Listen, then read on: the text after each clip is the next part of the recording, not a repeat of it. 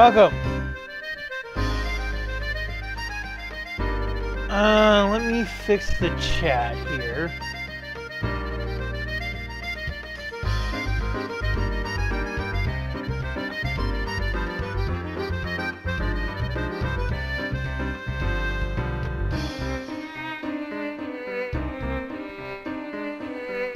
Alright. There are reasons why I'm only doing this on YouTube. Since I'm getting close to affiliate, there was a few things that I needed to do before I could get a letter from Twitch saying that I was going to become affiliate. I needed a 2FA activated. So I've been running into issues of getting access to the account. I have 2 Twitch accounts, as most of you already know. I have a private one and I got one that I strictly to stream. The issue is I only have 1 phone number. And they only limit 3 codes sent. So some of the things that are still here is my Twitch followers, which I'm going to leave when I stream. But everyone else takes it off. But we're doing just YouTube tonight. Ah, boy.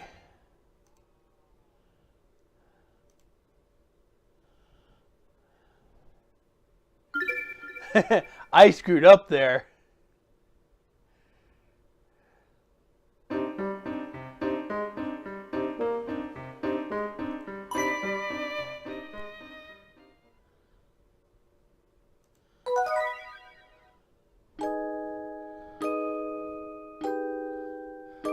Our story so far.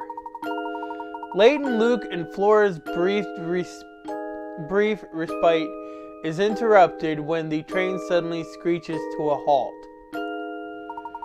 Going outside to see why the train stopped, the 3 find a broken down train blocking the track. Eager to continue their journey, Layton ponders how to move the down track and clear the track. Alright.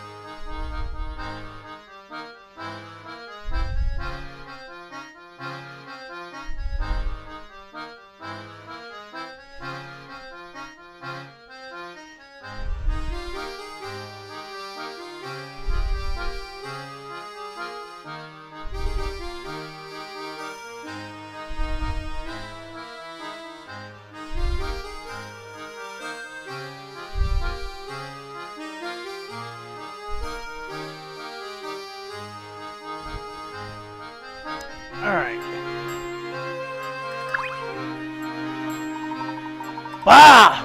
I'm too nice to that indolent, scruffy nephew of mine. All the louse does is complain. Alright.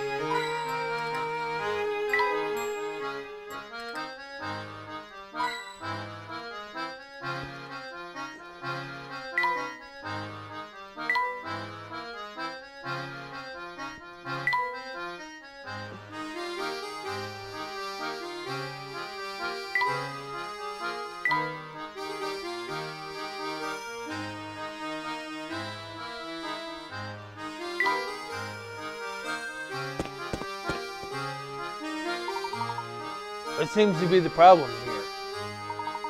Oh, sorry, Mr. Passenger. See, there's this giganto freight train parked on the track, and it's blocking our way. Clearly, the track is going to take some time, so just sit back with some fizzy and wait. I see. I lend you a hand? For real? Oh yeah, that'd be way helpful. You think you can find a way to move the train blocking the track so we can, like, get a move on? Step aside now. We're not going anywhere until that train moves off the track.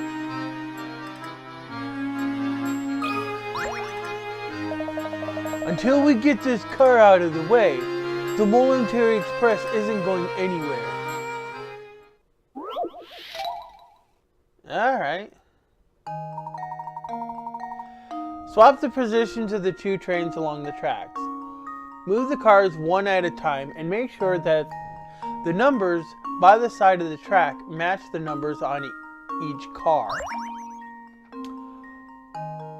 Right.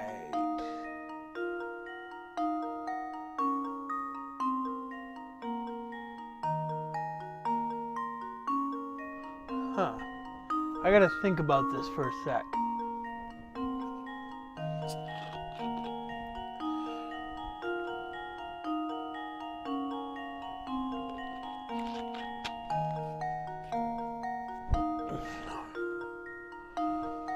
Either way, the Molinary Express is going to hang over one car. But if I get that train over in that section, it's going to hang over one car. Let me see here.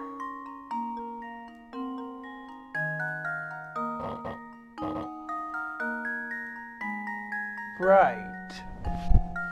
So I can move one car at a time.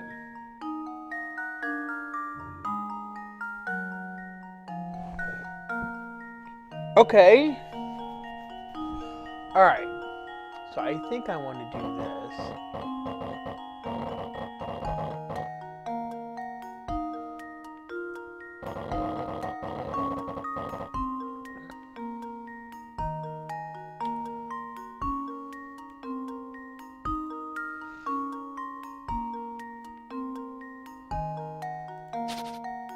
Do I want to do that? Probably not. I'll let that sit there.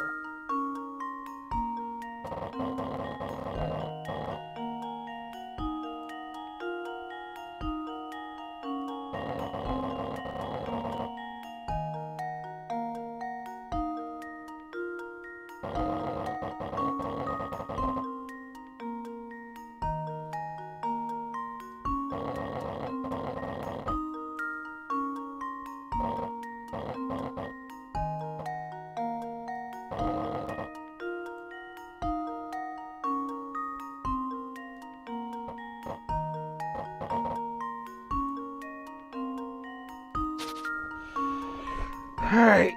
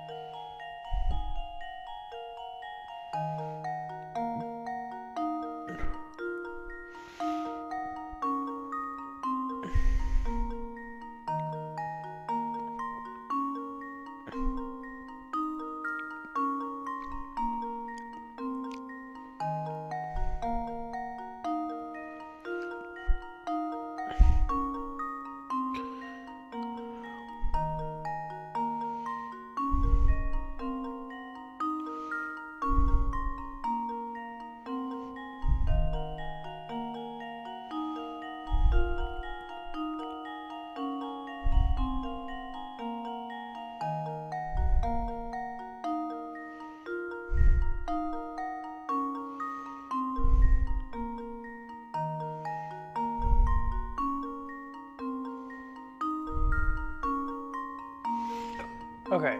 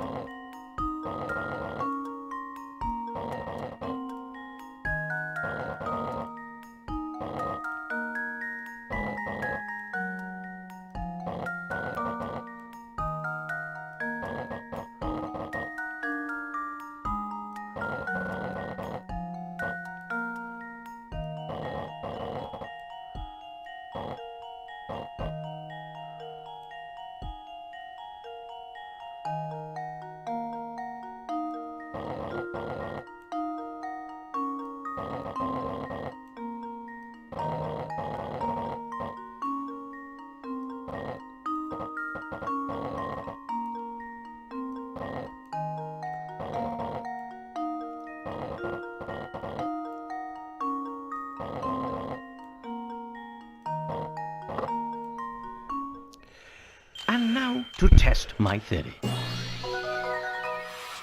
And there we have it.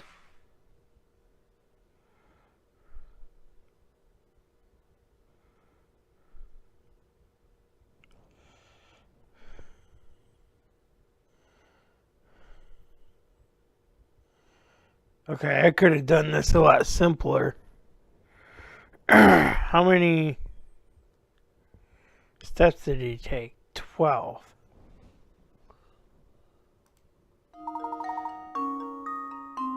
That's right. Now hurry back to the train. It's behind schedule as it is.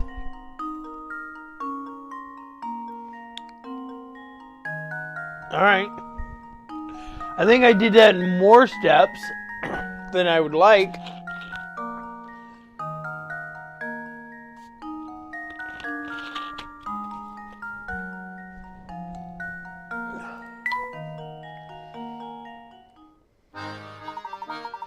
Hopefully we should be able to continue our journey now. Yep, I reckon we're good here. Give me just a second and we'll be up and running again.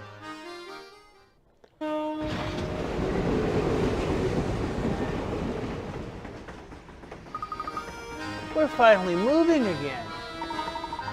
It shouldn't be too much longer before we arrive in Dropstone. I wonder if we'll find any useful information there.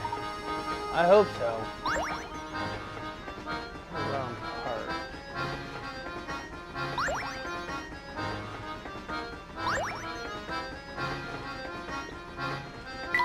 Alright. Yes, I will save.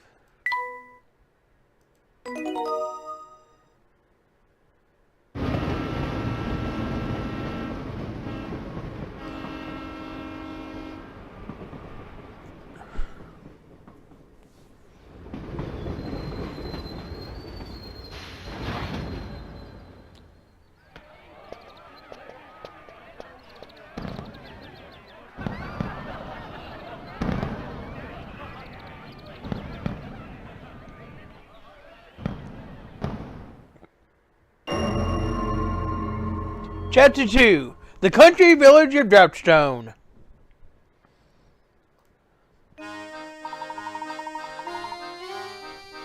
That sudden stop back there did a number on our brakes, so we're stopping here for repairs. We got at least 3 hours till we'll be ready to roll, so why don't you catch the local sites?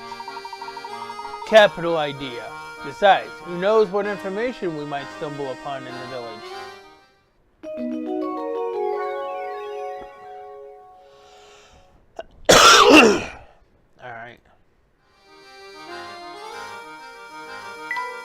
Alright, let's...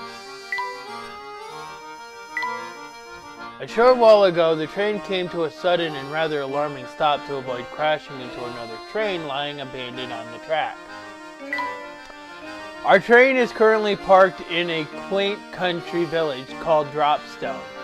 The town is in the midst of celebrating the 50th anniversary of its founding, and the whole place is bustling with activity.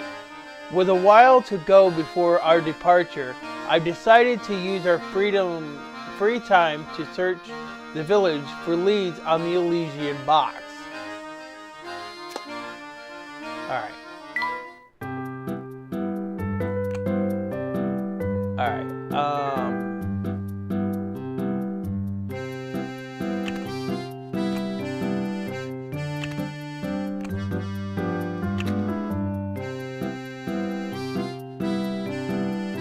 Well, that has to be there.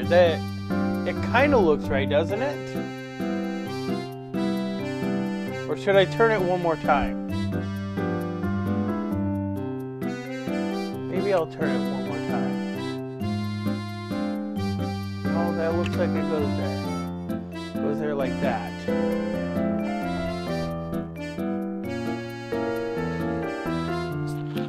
I wish Technology Connections was here to help just tell me if I've got the parts in right.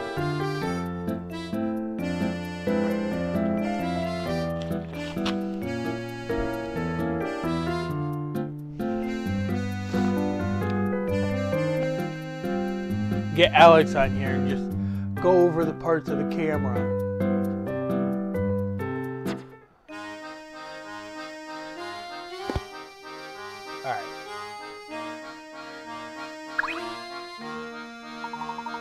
I tell you, man, this sleepy little farming place is like the chillest place on earth.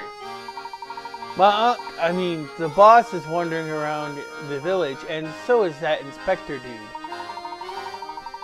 The village is celebrating its 50th anniversary right now, so I bet there's tons of stuff to do. If I weren't stuck working, I'd definitely go check it out myself. So the village was founded only 50 years ago. That's quite young for a settlement in these parts. And it's so peaceful here. I really can't believe we'll find any clues about the Elysian box. Oh, I wouldn't be so sure of that, Luke. Remember, one of the first rules of puzzle solving is that the answer is often the unlikeliest of places. Of course, you're right. I'll be sure to keep my eyes peeled for clues, Professor. I can't go on the train. Well, let's look for hint coins. Oh. Look at this poster of a train, Professor! Yes, it's quite lovely, Luke. Oh, but there's something quite odd about the picture. Huh? Where do you mean, Professor?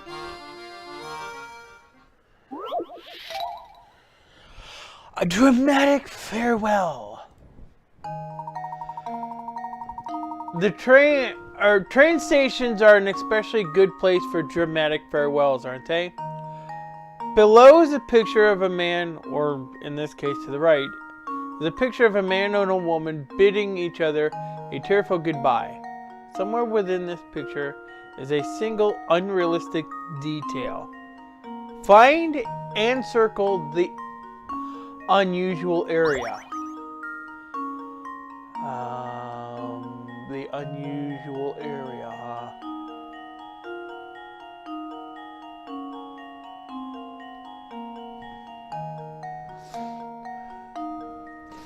Huh. It looks like a quaint English town. What's unusual about it?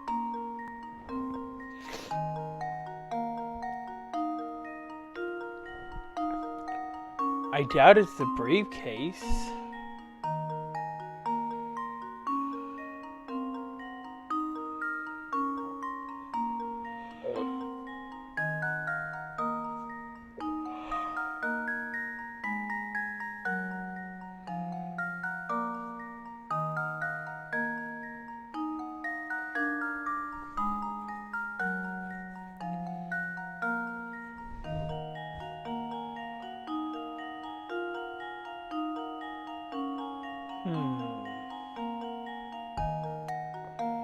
Hey, Phoenix.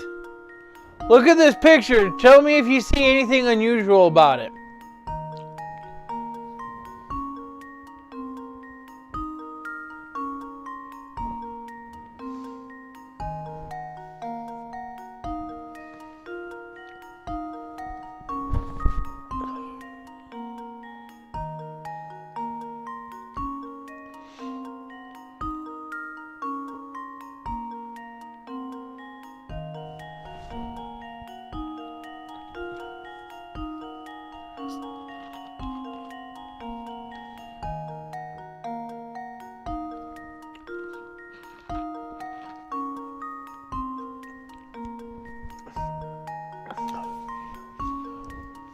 No one can find out what the unusual thing is.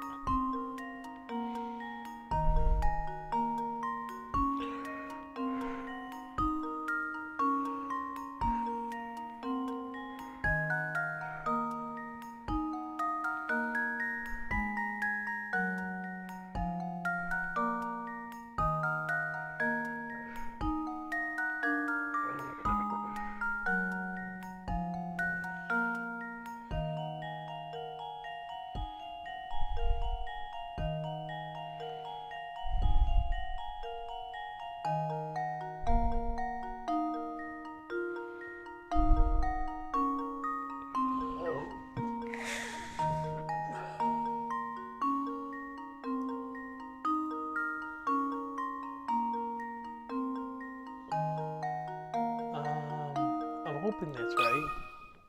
Just leave it to me. Piece of cake.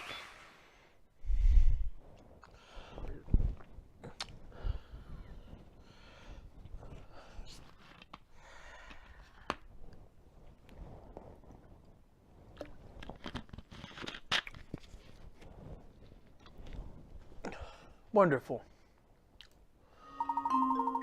Good eye. Were the man in the picture to open this window as shown above, the frame would go through the roof of the train.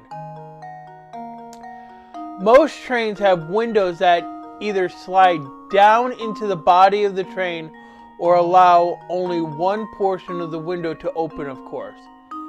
Thanks to today's modern air conditioning, a good number of trains have been fitted with windows that don't open at all.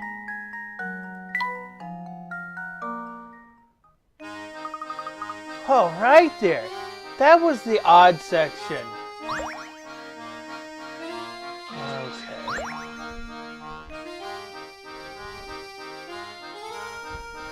Oh, right. I have to... Oh, why?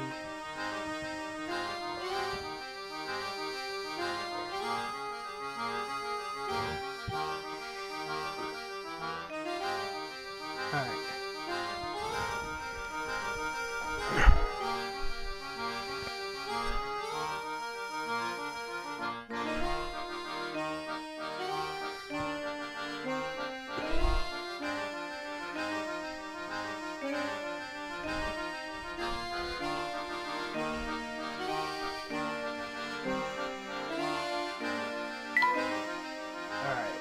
New camera part.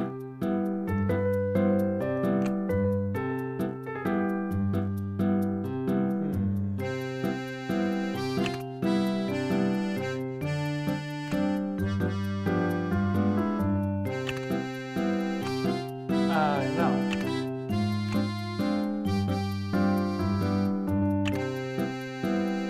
I wonder if that's right.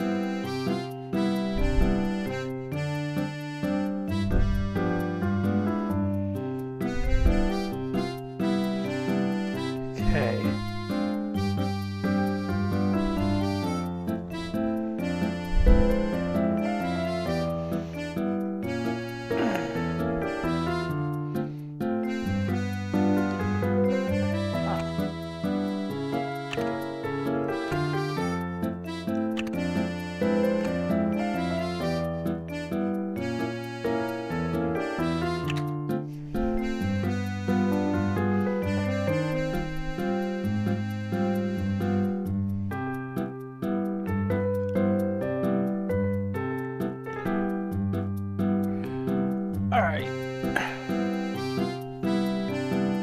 That part was kind of confusing. Because, yeah, I'm not sure what this piece would be for.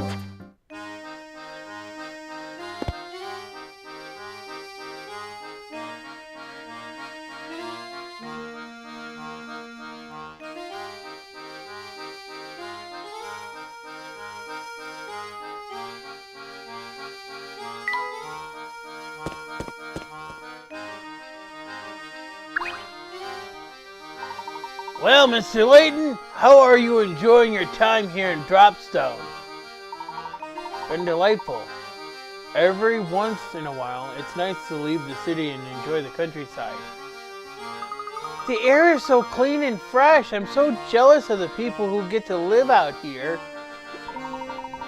I couldn't put it better myself. There's something about this place that makes you feel like a new man. And with the village celebrating its 50th anniversary today, our timing couldn't be any better. Come to think of it, your Momentary Express turned 50 this year, didn't it? Quite the coincidence. Yes, indeed it did. Sheer coincidence, of course. Still, it could have been fun to celebrate your train's anniversary here at the festival. Well, we already have a grand 50th anniversary celebration planned at an exclusive venue in London. Oh, is that so? Well, I'm sure your party will be on par with the excellence of your train. Yes, and on that note, I'm afraid I'll have to excuse myself. Good day, Mr. Layton. Good day to you, Mr. Beluga. My. It's already been a year since she passed. Time truly does just fly by. See? What do you think he was talking about, Professor?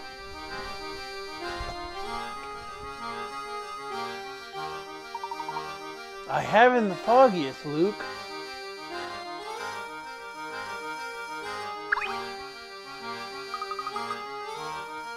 Oh, hello! Fancy seeing you, laddies. Me? They booted me off the train until they fixed it. If you're after a few puzzles to pass the time, just take a peek inside my shack of wonders. I'll be here until I can get back on the train. So just come by if you get a hankering for a puzzle.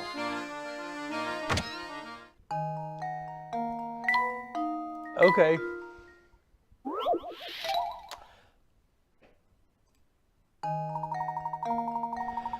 Now, Luke, are you sure you can really eat all of that? You put in quite an order there. No sweat, Professor. I'll clean my plate and still have room for more. It's no wonder the Professor is concerned, as Luke's order cost twice what the Professor's did. Below you can see all the items Luke and Professor Layton ordered, as well as the price of each item. Touch the price for each of the items that are part of Luke's order. So what exactly would he eat?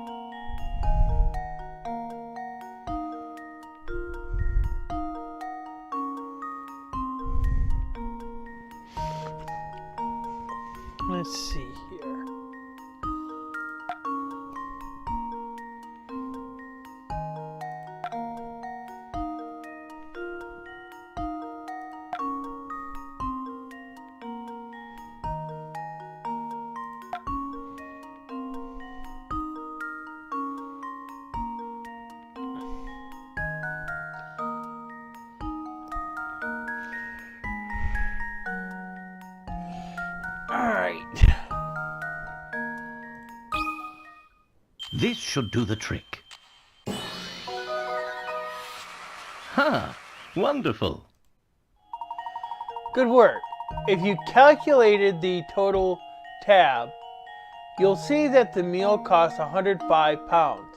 Knowing the total, Luke must have ordered 70 pounds worth of food, and the professor 35. Once you've got those numbers, the rest is easy. Are you sure you didn't order too much? Nope, this stew's great, and this steak's great too. Well then eat up, I suppose.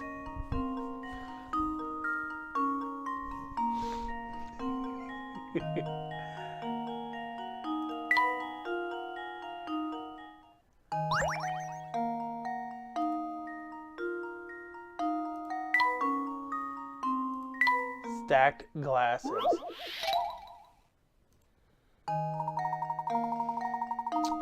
The owner of a 4-star restaurant assigned a young waiter the task of stacking glasses in a decorative way.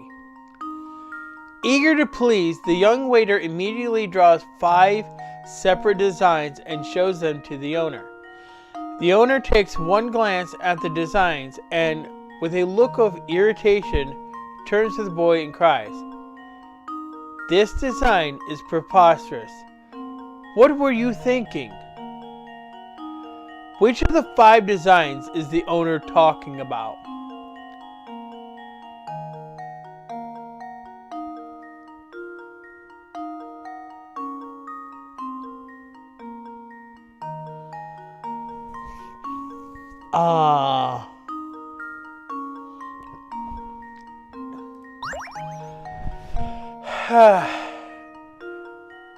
I want to say A.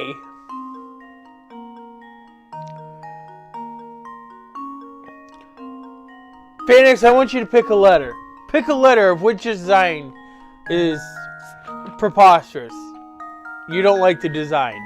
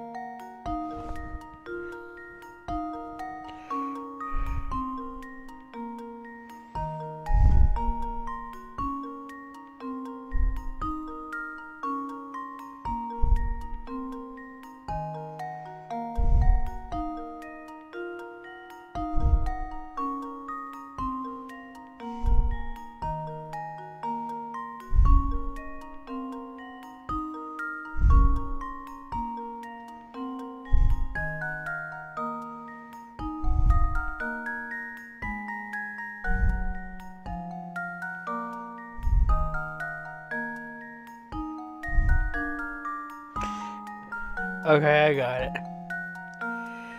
And it's pretty obvious. Just leave it to me. Layton's apprentice strikes again. Exactly right. The restaurant owner was talking about sketch D.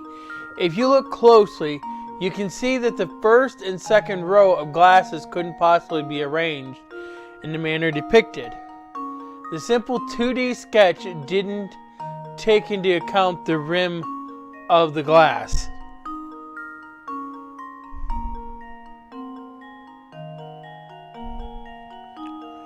All right.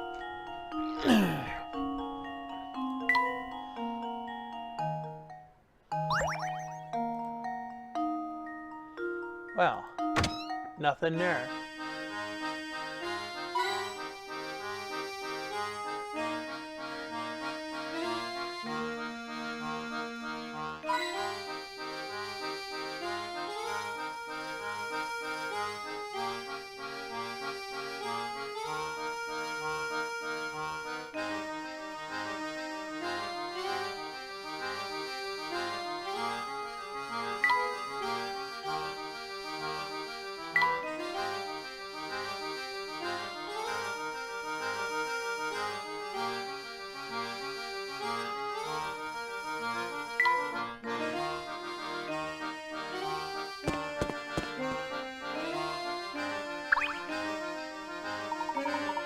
Oh ho! And who do we have here? Visitors from out of town? Indeed we are. We were traveling on the Voluntary Express, but we stopped here for repairs. If you're here for repairs, I bet I know where you're headed. Oh, really? What do you mean, sir?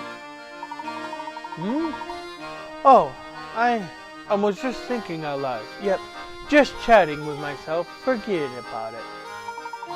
Say, did you notice the festival that's running today here in Dropstone? Today marks the 50th year since the founding of our village. Make sure you get in on the fun. That was creepy.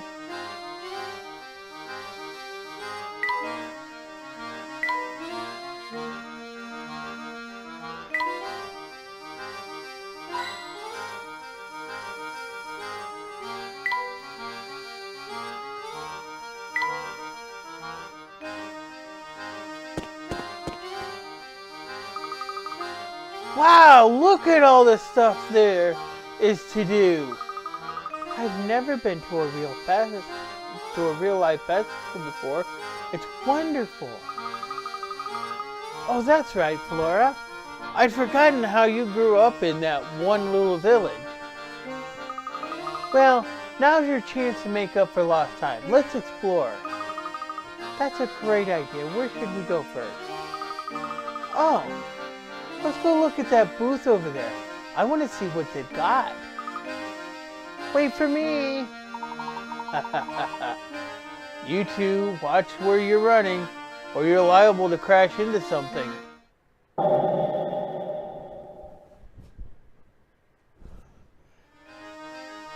Should I be surprised that he's here?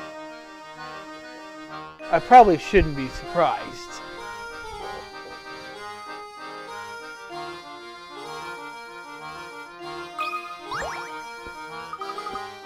What are all these arrows for? Oh, it's a carnival game. Hey there, squirts. Try your hand at this fine game of skill. I tell you what, since business is so slow right now, the first try is on me. Gosh, really, mister? Well, I can't say no to a deal like that. Come on, Flora. We can try it together.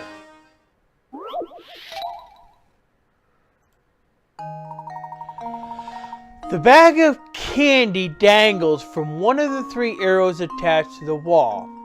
Assuming that all 3 arrows are perfectly straight, which arrow, A, B, or C, is connected to the candy?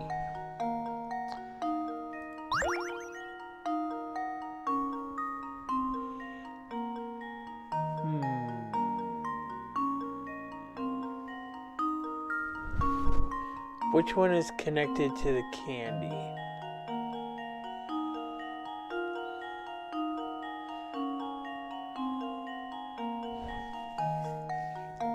But I really don't know how it's laid out on the back. Because honestly, it looks like it should be C. Unless somebody else sees it differently.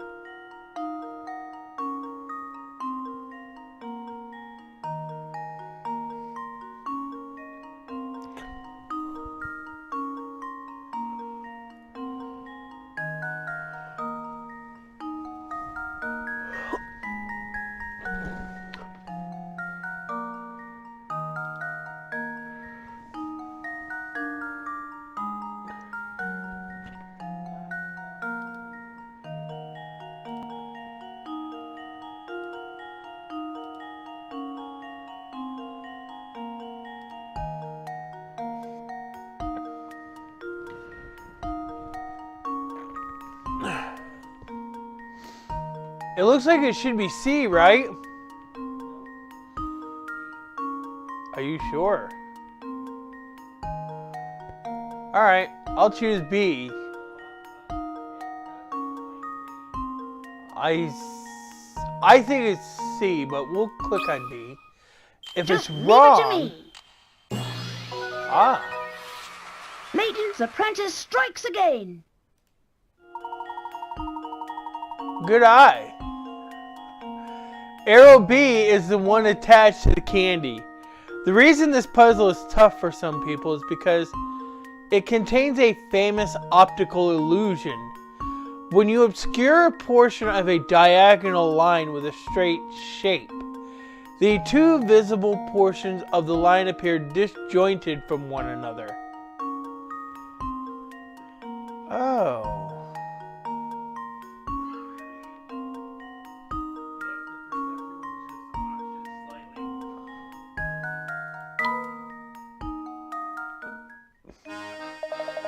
Nicely done, Shorty. Here's a little something for that fine performance. Really? Gosh, thank you. I got a spring part.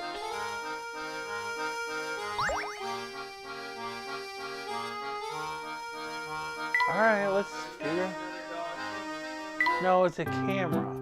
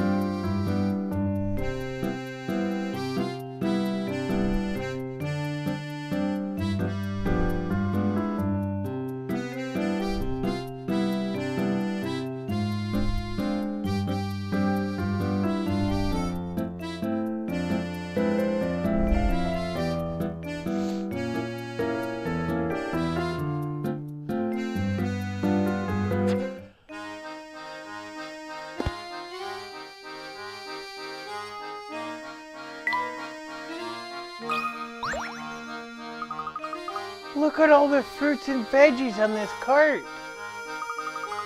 It probably belongs to the person running that little stand. Oh, but it looks like one of the wheels is dented. That must make it difficult to move much. Yeah, I bet it's a real pain. Oh, but you know, that reminds me of a puzzle about a busted wheel.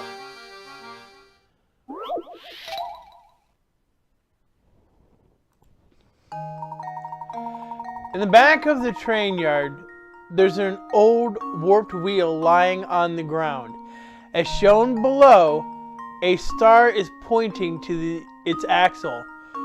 While no longer functional, the wheel is interesting because when rolled on a flat surface, its axle traces a funny pattern if you look at it from the side. Of the 5 diagrams below, which one depicts the actual path of the axle?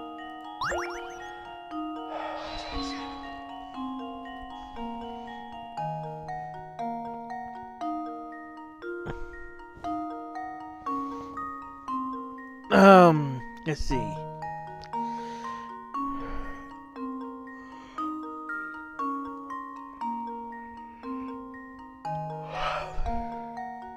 A warp wheel lying on the ground as shown below. Or to the right. A star is pointing to its axle. While no longer functional, the wheel is interesting because when rolled on a flat surface, its axle traces a funny pattern if you look at it from the side.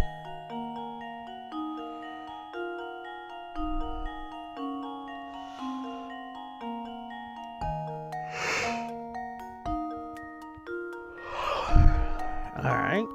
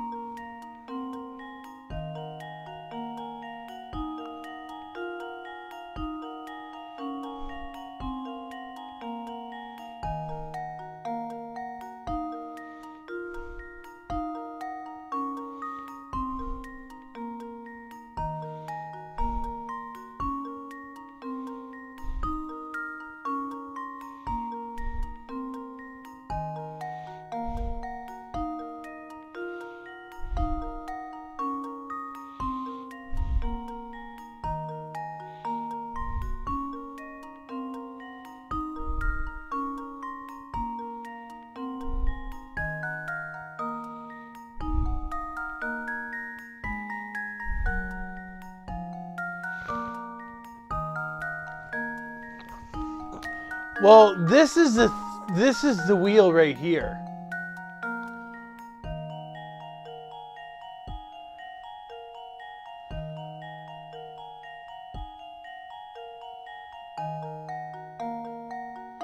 So you got to figure out how the axle is going to move in that situation.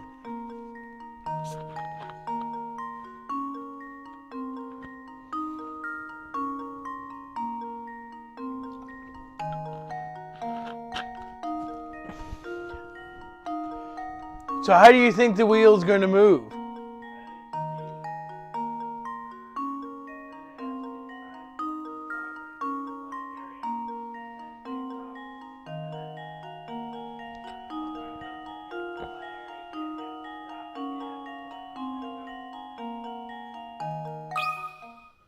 Just leave it to me. Layton's apprentice strikes again. That's right. Diagram A correctly traces the path of the axle as the wheel rolls.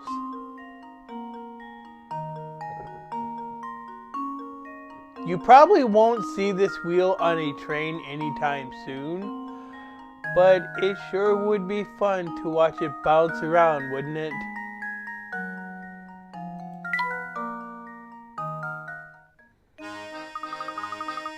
That's right, Luke. You sure figured that one out fast. If you got puzzles, I've got answers. I'm impressed you knew a puzzle like that. I'd never heard that one before. Well, I need to know a few to run with you two. She lived in a town where puzzles were a thing. I think she's learned a few steps.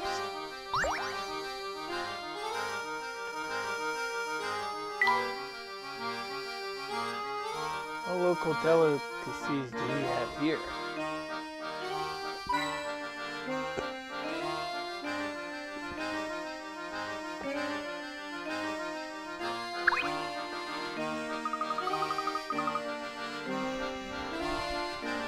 We're doing some top secret festival prep back here, so you can't come in yet, okay? Alright.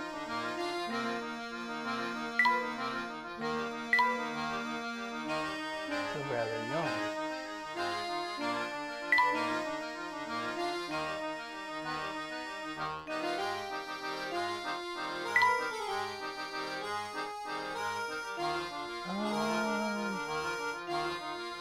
Let's go this one first.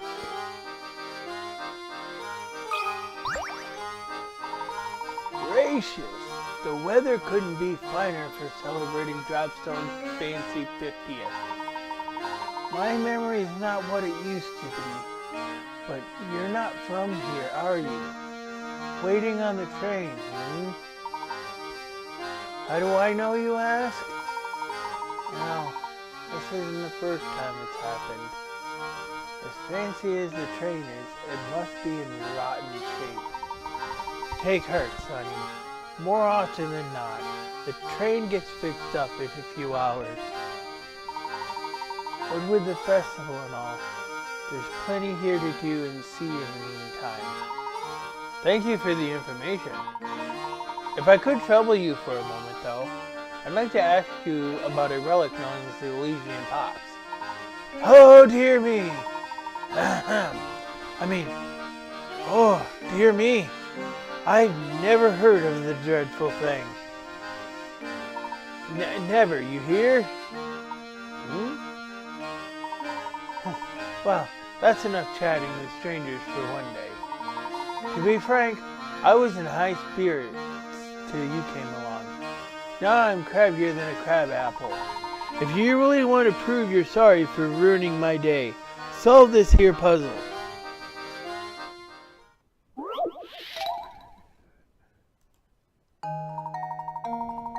Pro golfer has the amazing ability to consistently putt distance of 3, 5, 7, and 11 feet. Strangely enough, though, those are the only distances he can putt. Currently, our golfer stands on the green with his ball 20 feet from the hole. What's the fewest number of strokes he can use to get the ball into the hole? Assume that if the ball is hit further than the distance remaining to the hole, it will roll over to the other side without going into the cup.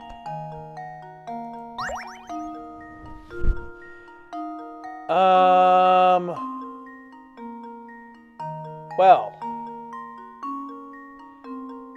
if his only distances is 3, 5, 7, and 11, he certainly can hit it 11 feet. Which would make 9 remaining. And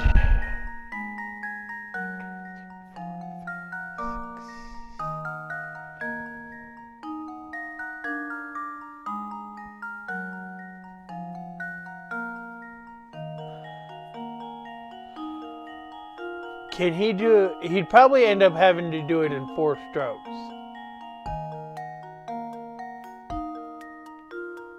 But let me think of it another way.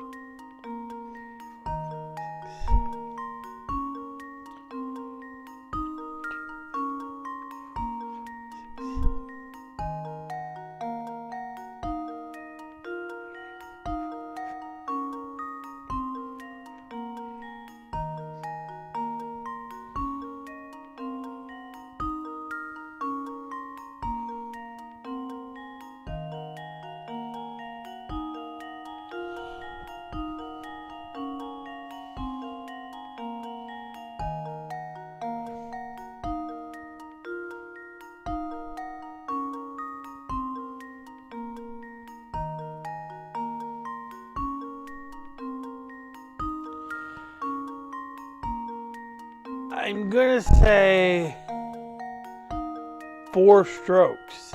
I want to say 4 strokes.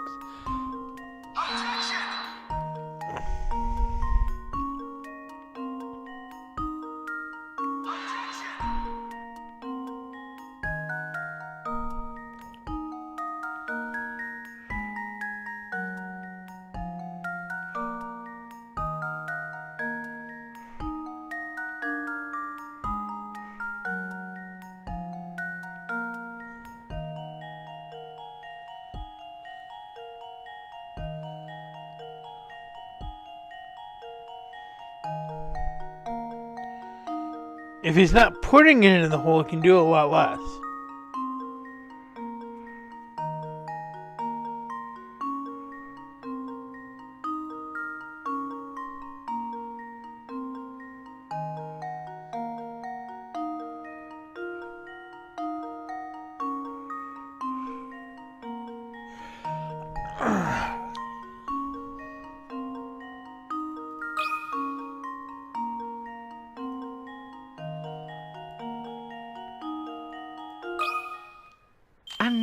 to test my theory. Ha! Wonderful. Good job. If our friend, the pro golfer, puts 2 diagonal shots as shown above, he can sink the ball in 2 shots. No one ever said the golfer had to putt directly toward the hole, did they? Sure, in order to sink the putt using the method shown above, he'd need to calculate the angle of each shot perfectly. But that's probably why that's probably why he's a pro.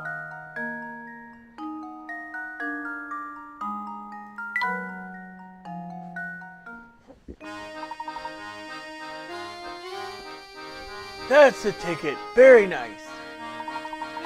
You've got a good head on those shoulders, Sonny. But I guess you'd need one to pull off that hat.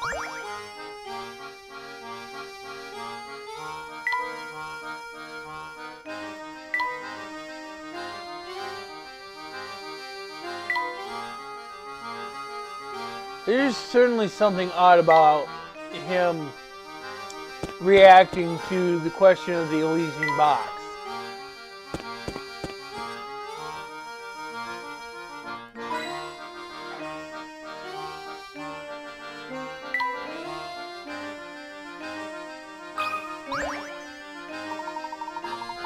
Hey there, fellow. I'm in a real bind here. Help an old gal out, will you? What seems to be the problem, madam? I see a little bird fell down a hole in the ground here. I want to help the poor thing, but I just can't reach her. Do you have any ideas? I believe there's something we can try.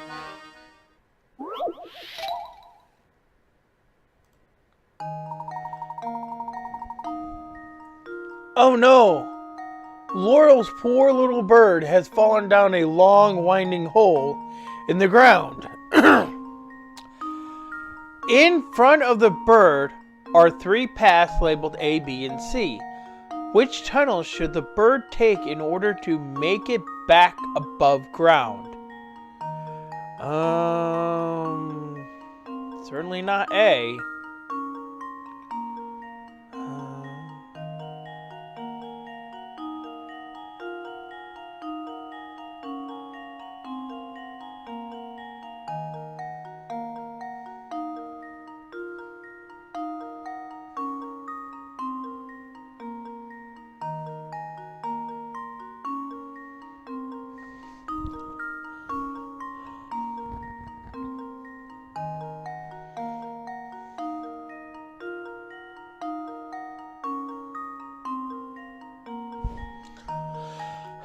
I think it's B. Consider this puzzle solved. A true gentleman leaves no puzzle unsolved. Very nice. The bird can safely escape her underground confines by following tunnel B. Any other tunnel will lead her deeper underground or into the mouth of a very hungry snake.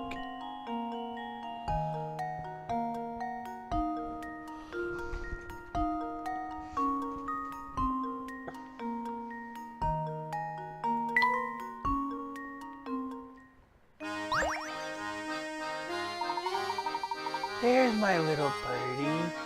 I was worried she'd be stuck down there forever. I wish I had some way of thanking you properly. Oh, I know. Here, you can have this tea set and this lovely urn.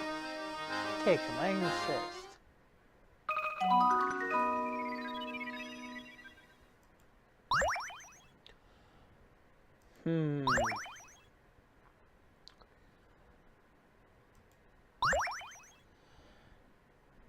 I'm getting a lot of crap for this.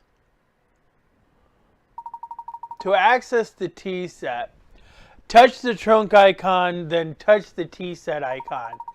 The tea set lets you mix and brew a variety of herbal teas. Add multiple doses of an herb to increase that herb's effect in the tea.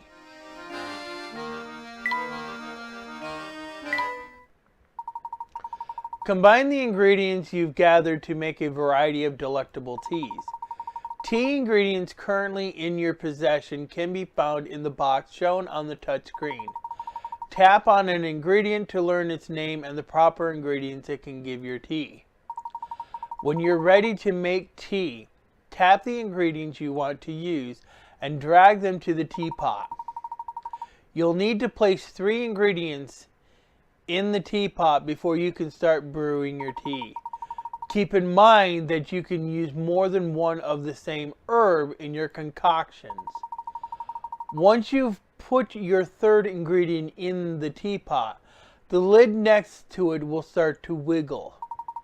Place the lid on top of the teapot to start brewing your tea. If your creation turns out tasty, the recipe for it will be added to your list of teas. You can check your list of recipes at any time by tapping the tea set icon. While viewing your list of teas, tap a teacup to see that tea's name and characteristics. Once you find a tea you like, tap serve to give Luke and Layton a taste of what you've made. There are 12 recipes in all. Discover them all to unlock a neat bonus.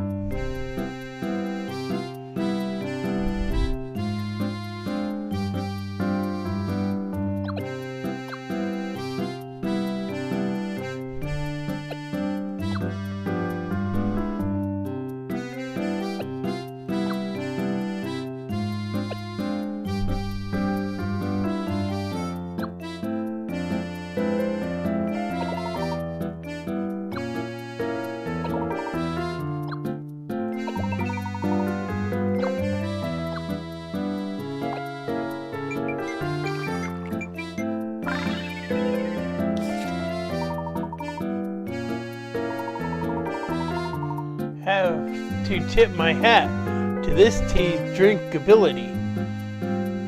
I imagine it would be delicious cold as well. Yep, and since it's nice and delayed, I bet just about anyone would be happy to have a cup. Yes, I myself am partial to its lovely fruity aftertaste.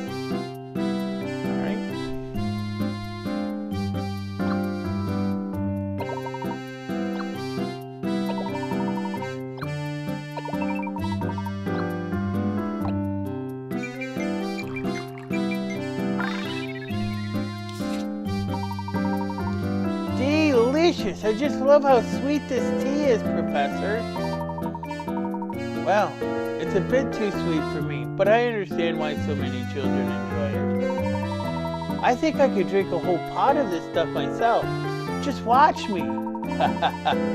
You got quite the sweet tooth, Luke. Just try not to drink it too fast.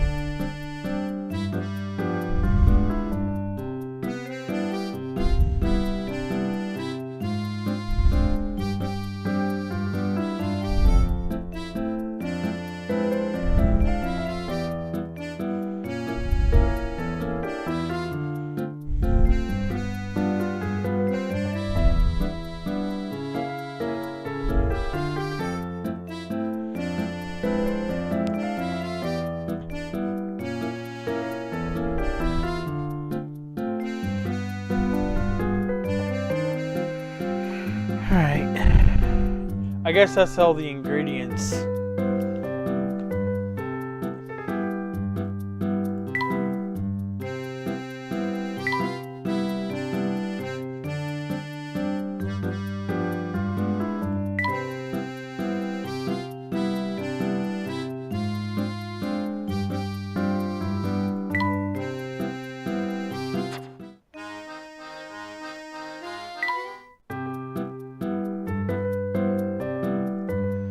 Combine 3 ingredients to brew a tasty pot of tea. I'm feeling less than my best. Will you make me a tea with oasis leaf, briskberry, and bell tar seed?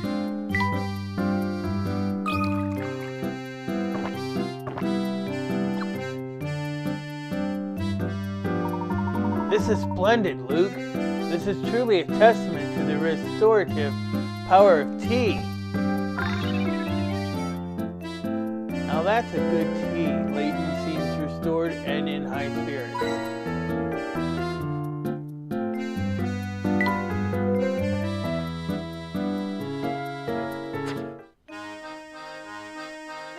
I can't believe I have to go back to that.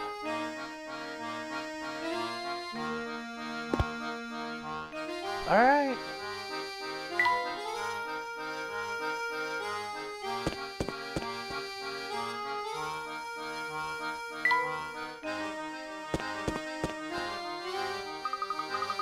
Look at all these booths. Now, this is what I call a festival. Oh, I just love all the hustle, bustle. So wonderful. Shall we walk around and take in more of the sights then? Definitely.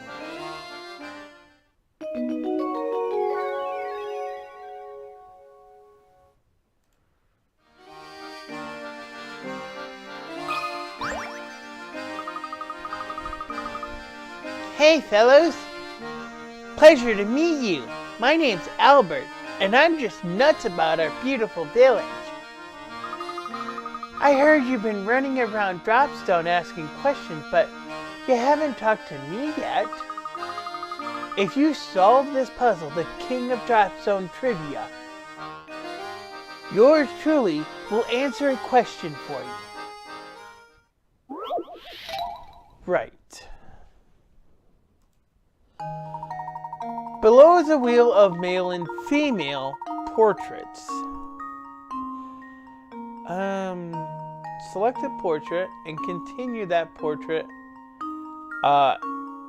Select a portrait and counting that portrait as 1. Move 6 portraits, either clockwise or counterclockwise. Then cross out the last of these 6 portraits. Repeat this pattern, starting from the next available portrait and moving in the same direction. If you started just the right portrait, you can remove all the women in the wheel, leaving only the 6 portraits of men behind. Circle this portrait. Remember, you can move clockwise or counterclockwise. So I need to move 6 portraits to knock out all the women. 1, 2, 3, 4, 5, 6. 1, 2, 3, 4, 5, 6.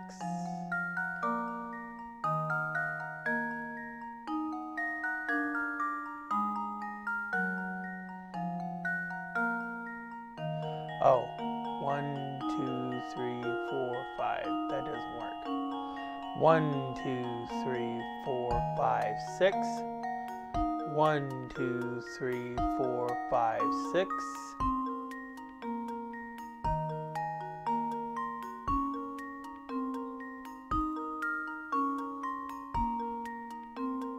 Either count. Then cross out the last of these 6 portraits. Repeat this pattern starting from the next available portrait and moving in the same direction. 1, 2, 3, 4, 5, 6. Nope, that doesn't work. 1, 2, 3, 4, 5, 6. That doesn't work either. 1, 2, 3, 4, 5. That's a guy, isn't it? 1, 2, 3, 4, 5, 6. 1, 2, 3, 4, 5, 6. 1, 2, 3, 4, 5. How am I supposed to be counting this? So, select a portrait and counting that portrait as 1. Move 6 portraits either clockwise or counterclockwise.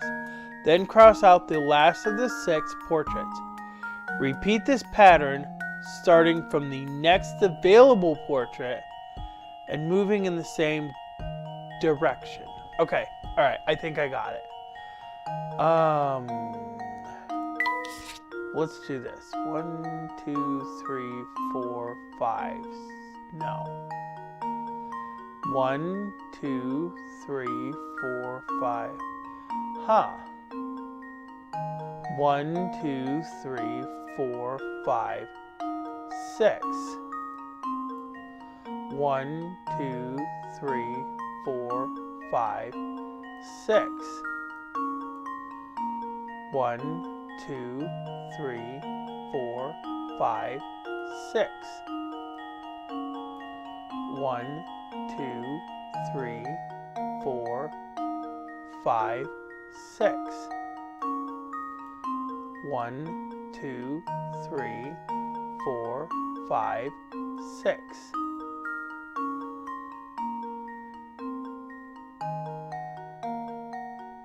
1, 2, 3, 4, 5, 6.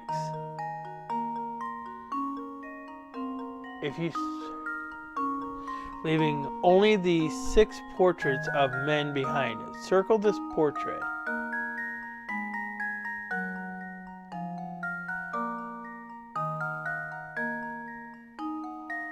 If you start at just the right portrait, you can remove all the women in the wheel, leaving only 6 portraits of men behind.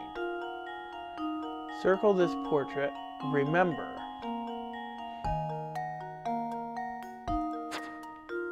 I believe this would be the portrait. This should do the trick. Ha! Wonderful! Very nice. If you began counting from this man shown above and proceed counterclockwise around the wheel, you'll eventually remove all the female portraits.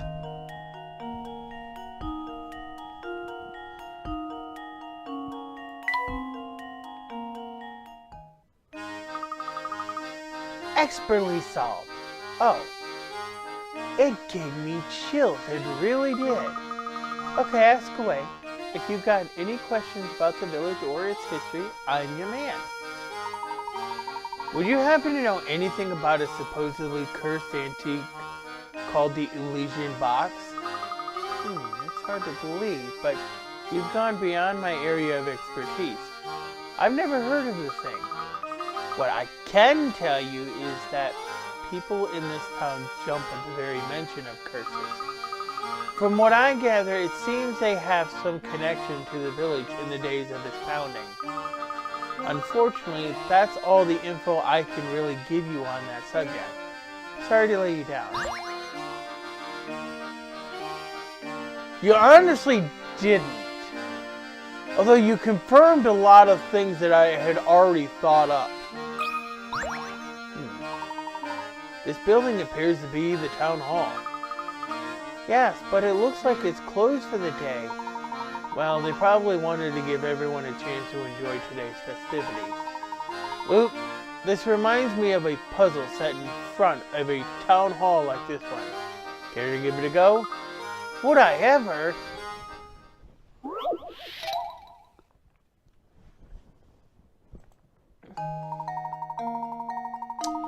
3 people at odds with one another are running for mayor in the upcoming town election, including these 3 candidates. The town has a voter population of 40 people. In order to win, a candidate must get more votes than any other candidate. If each of the 40 voters casts a single vote and every vote is recognized, what is the fewest number of votes a candidate needs to secure victory with certainty?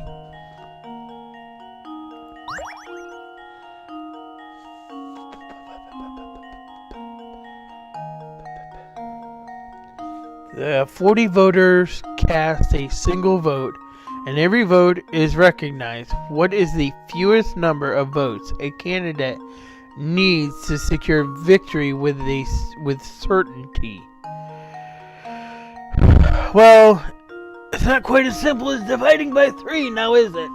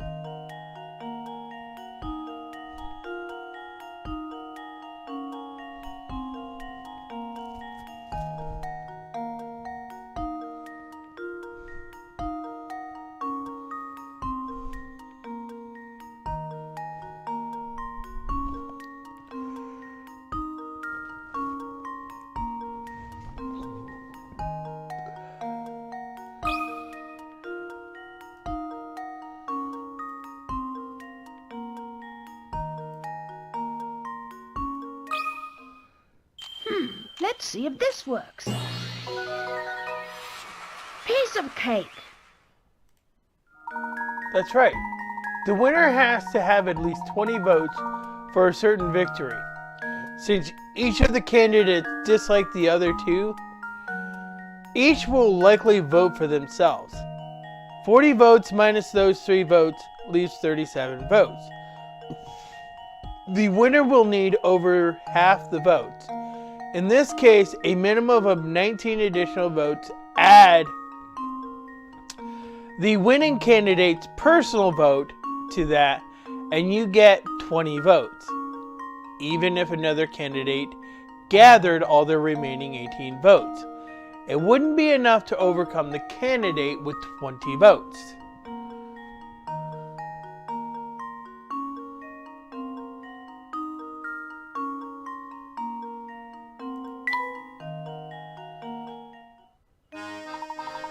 Well done.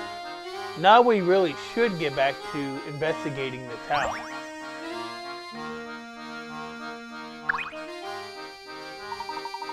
Oh, boo-hoo!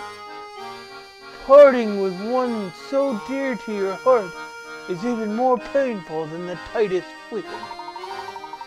When she was a child, I used to read to her until she fell asleep.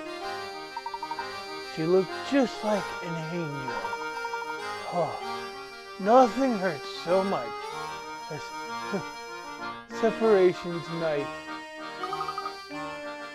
Gee, I don't know about that. I guess I've never really given it much thought. Oh, fret not. I wasn't expecting one as young as yourself to fully understand a pain such as mine. Don't mind me, I'll just excuse myself now. The way he was carrying on, you'd think he just got dumped. But He seemed sad in a different way, didn't he? Best not to pry too deeply into the private affairs of others, Luke. Not becoming of a gentleman. You're right, Professor.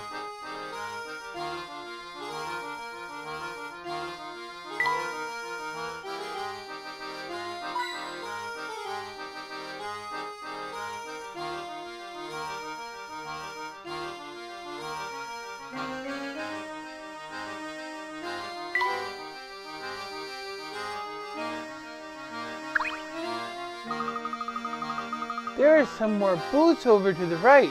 Let's see what kind of stuff they have going on.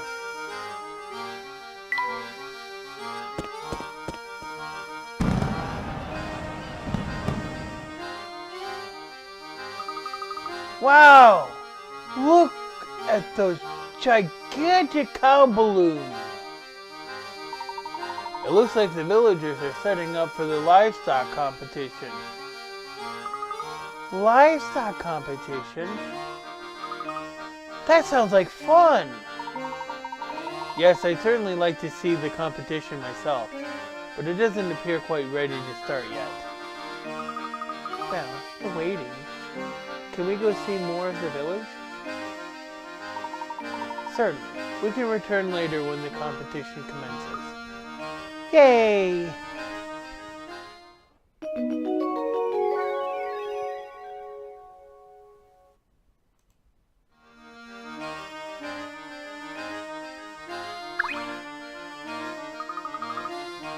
The competition still hasn't started yet.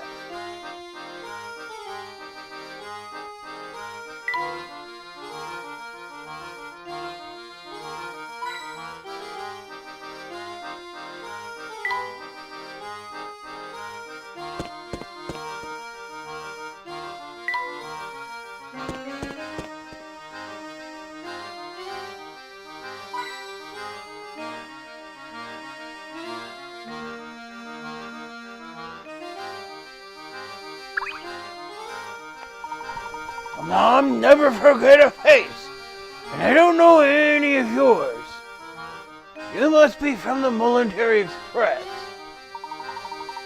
Since you're new to town, let me clue you in to a few key facts about Dropstone. I know you're interested, so don't act all bashful and reserved on my account.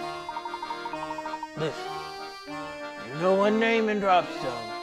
Make sure it's Mr. Anderson's.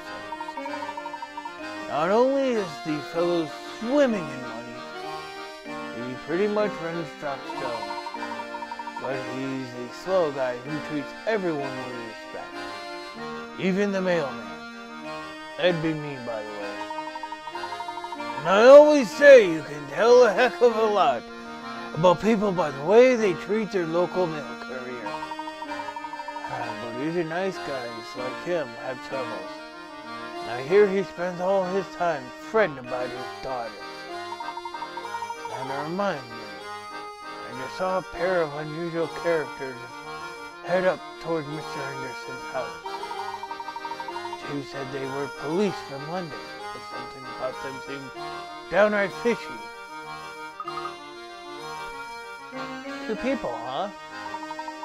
Are you referring to Inspector Chelmy and his assistant? Chelmy, you say? That sounds right. He said he had official police business, and he needed to see Mr. Henderson. What possible connection could there be between Mr. Anderson and the Elysian box? Well, it seems that Mr. Anderson serves as the head of the community. It's only natural that he'd know about who and what passes through this area. And he's a big fish, all right. You're right on the money about that. Heck, everyone, even the owner of the Military Express, stops in to pay him a visit when he's in town. Yes, I bet those two officers are being waited on like kings and Mr. Henderson as we speak. But enough chit-chat. We've got a festival going on now, so go have some fun. Not bad. wonder what's in here.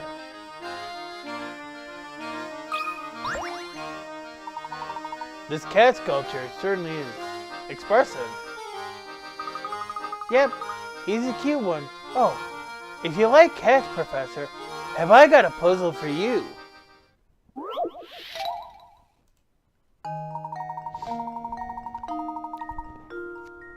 One of the three colored pictures, A, B, or C, is the same picture as the black and white one displayed on the far left.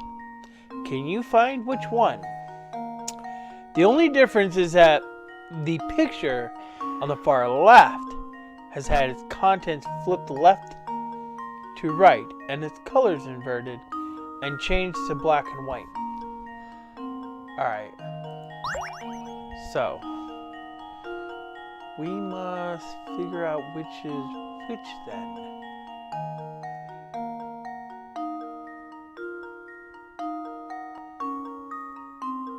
Are you sure?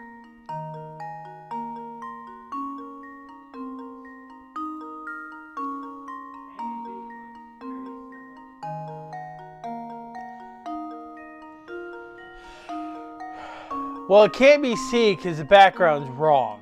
Completely.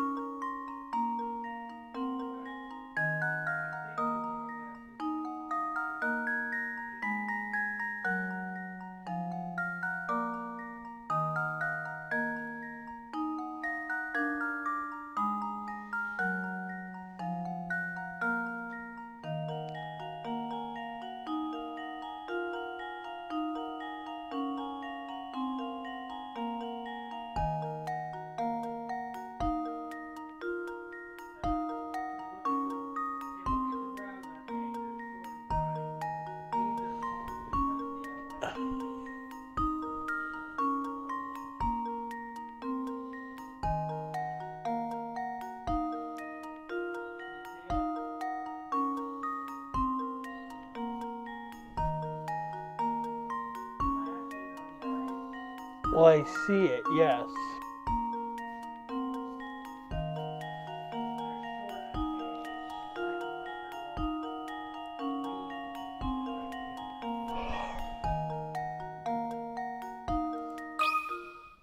This should do the trick. A true gentleman leaves no puzzle unsolved. Good eye. B is the picture you're looking for. The other two pictures are identical, save for the cat's eyebrows in A and the pattern of the lines in the background in C.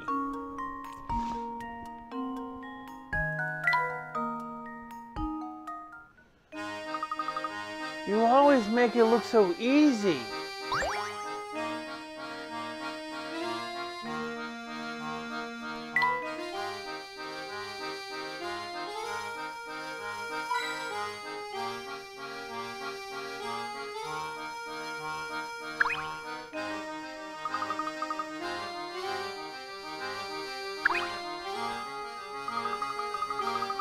Greetings. I don't think I've seen you around these parts before. May I ask your name? Of course. I'm Herschel Layton, Professor of Archaeology at Heller University. Charmed, sir. Welcome to Dropstone, Professor Layton. My name is Dorothy, and I am a maid at the service of the Anderson family. Tell me, what brings you to our humble village? My companions and I are after an artifact known as the Elysian Box.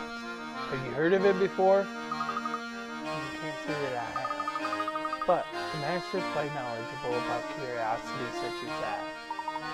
The master, madam? Oh yes, excuse my thoughtlessness. Keep forgetting you knew here.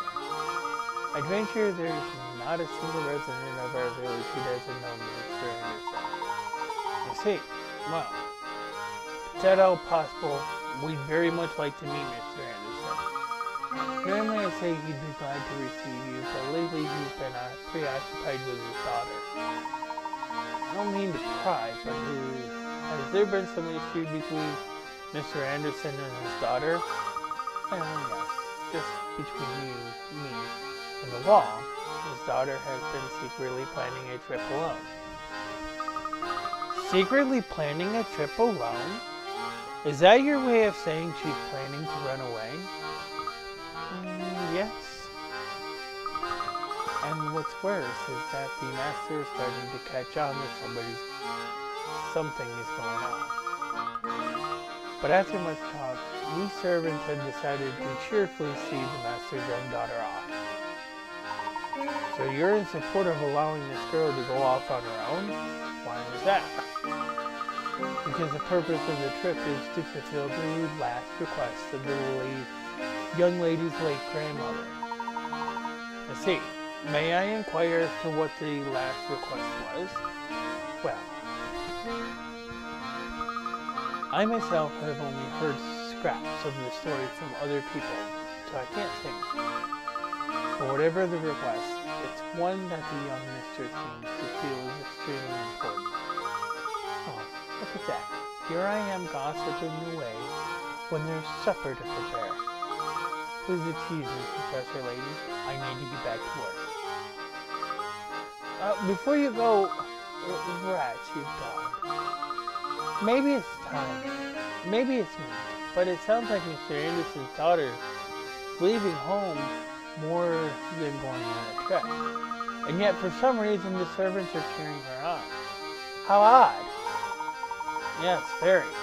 And think about the consequences should Mr. Anderson find out what's going on. The servants must have a truly solid reason. If they've resolved to keep a secret like this, what could it possibly be? I'm getting the feeling Dropstone isn't as ordinary as it looks. You're not the only one, Luke.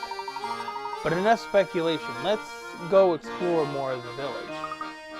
Okay, Professor.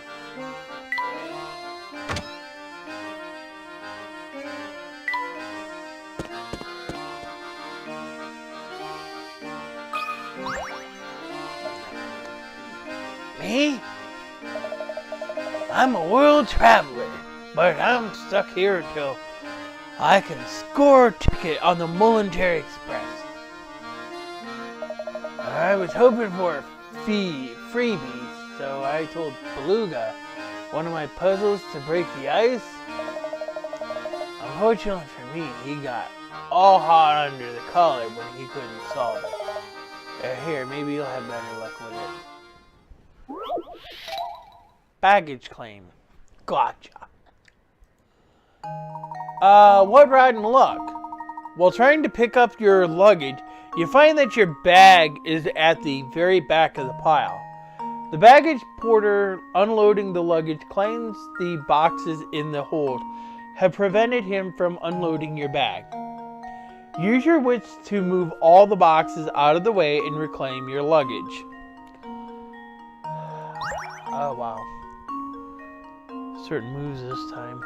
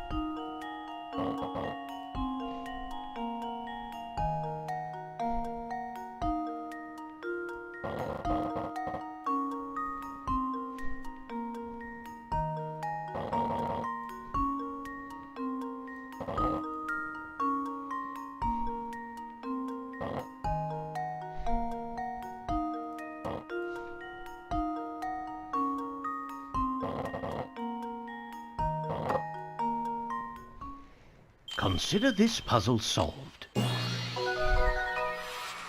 Ha! Wonderful.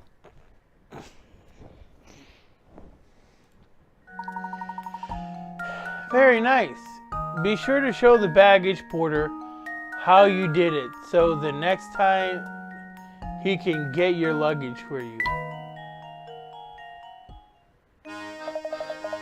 You're a pretty clever bunch, aren't you? With folks like you around, we might actually solve the mystery of the Military Express. People say that train occasionally makes a stop at Phantom Town, found on no map. Could just be a wild rumor though, who knows? An unplotted town? Wow, I wonder if that's true.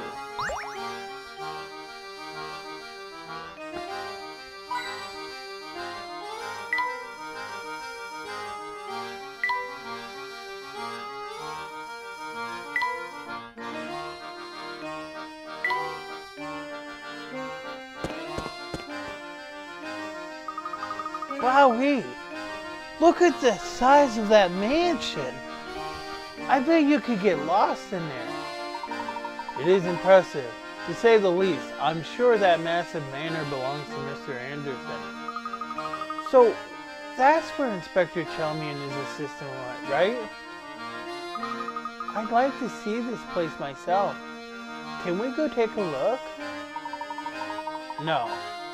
For now, I think our best course of action is to gather what information we can in the village. Besides, I imagine the Andersons have their hands full with the 2 guests they currently have.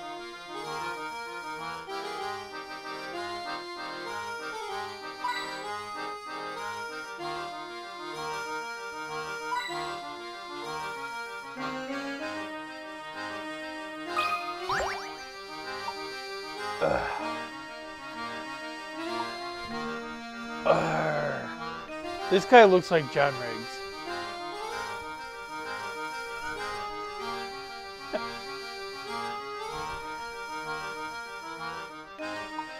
Phew. That should do it. Good afternoon.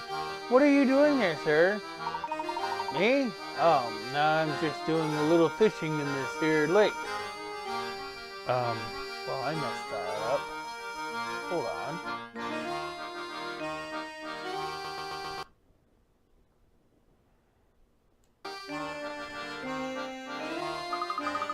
Sounds like a lot of work. Have you had much luck? Actually, that's a good question. Now that I think about it, how many have I managed to catch today?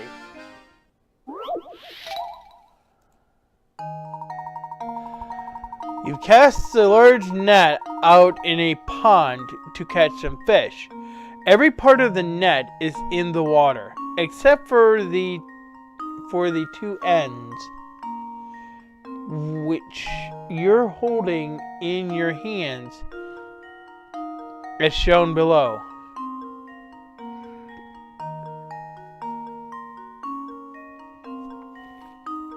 The pond surface is small, but it's actually wider underwater. So parts of your sunken net aren't visible from the surface.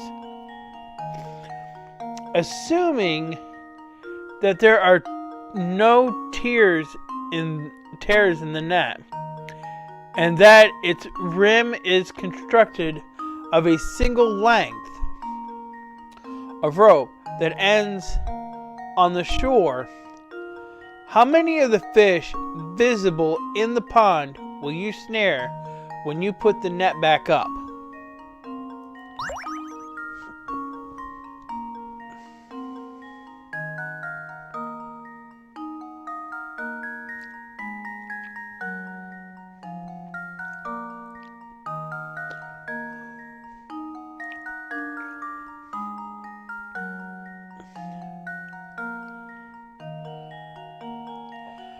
Well, if he's holding 2 pieces there, he's going to snare up 1, 2, 3, 4, 5, 6, 7.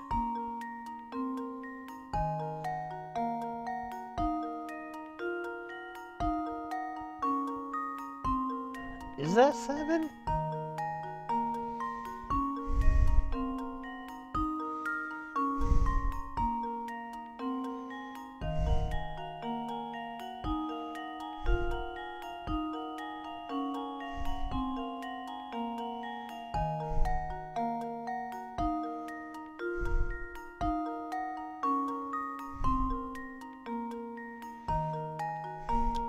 Yeah, it's only 7.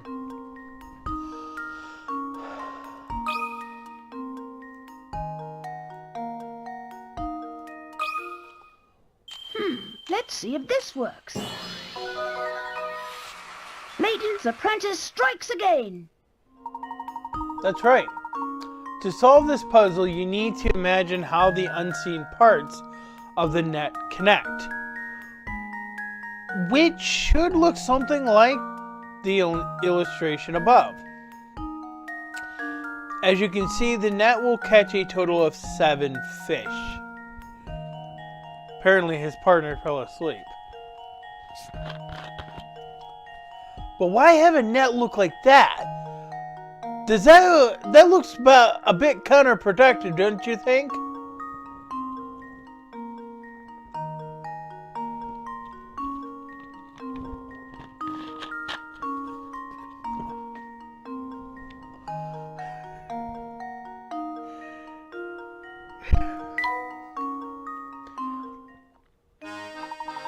Woohoo! What a haul! Tonight I feast like a king with 7 fish. Are you eating them all by yourself?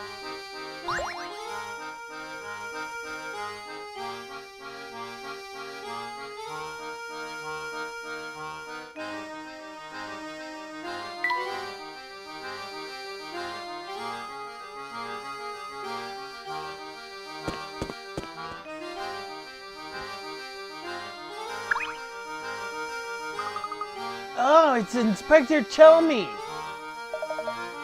Well, look who it is. Hello, Inspector. Are you returning from the Anderson estate?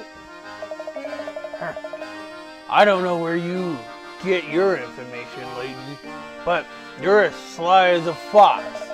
As a matter of fact, I was just there, but the servant said Mr. Anderson himself wasn't home. They said the bloke is off presiding over some livestock competition. A likely story, I'm sure. I'm curious, what connection do you see between Mr. Anderson and the case you're investigating? Not that it's any of your business, but perhaps you can be of help. I heard rumors the bloke had tried to find this Elysian box in the past, so I went to talk to him. But when I got to the house, his butler told me he wasn't home and that I should leave. Can you believe it? I'd bet you a tenner he was just pretending to be out. I went out of my way to see the man. The least he could do was offer me a proper cup of coffee. But why would Mr. Anderson be interested in the Elysian box in the first place? It's anyone's guess, Luke. We won't know more until we can ask him in person. I guess we better head over to the livestock competition that Mr. Anderson is judging. Fine. Let the blasted bloke judge his precious livestock competition then. I won't be there. As far as I'm concerned, the whole thing's a frivolous distraction for the rich. Pardon me. Speaking of which, I can only assume his obsession with the box stems from the excess of time and money on his hands.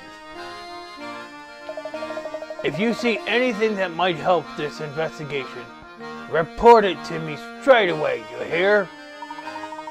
We're always happy to cooperate, Inspector. Now please excuse us. Sure, off you go. Come along, Barton. We've work to do. Oh, okie dokie, sir. Alright. We better hurry back to the competition grounds.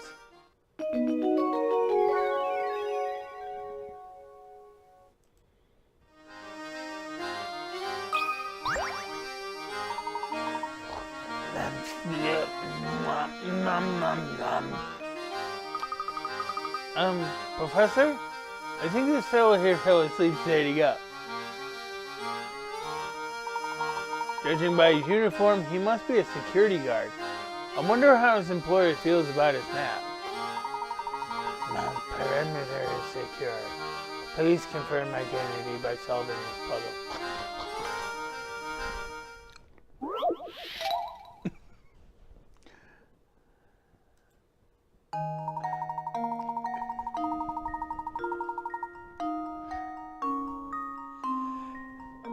3 rope loops are tangled together with a single red rope. If you were to pull both ends of the red rope, a single knot would form in the middle. Can you figure out how many of the rope loops would get caught in this knot when it forms? Remember, if a loop appears to have been pulled into the knot, you shouldn't count it in your answer.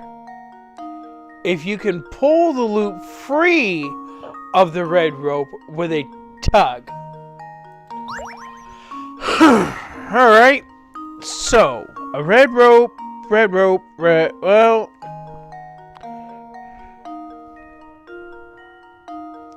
that's what it said. But how many of the rope loops would get caught in this knot when it forms?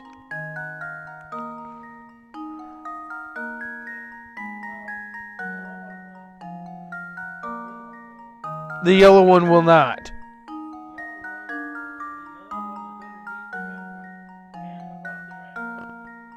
It will not, because it'll be pulled free. And the blue one's not going to get caught in. Well, wait a minute.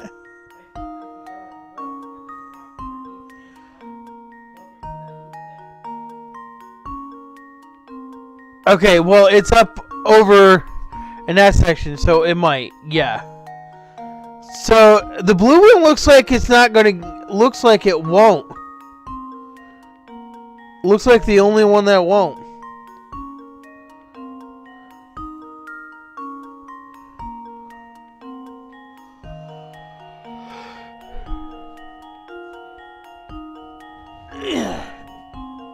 Yeah, let's do 2.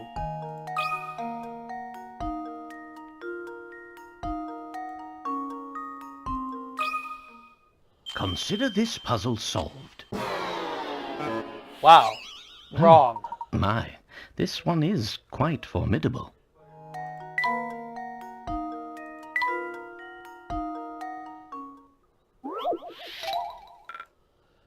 Well, I was thinking that the orange one could have been pulled away.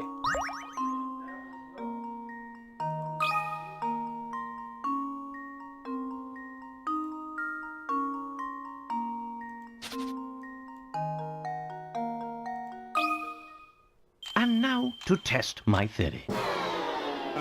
What? Well, I suppose that's one possibility eliminated.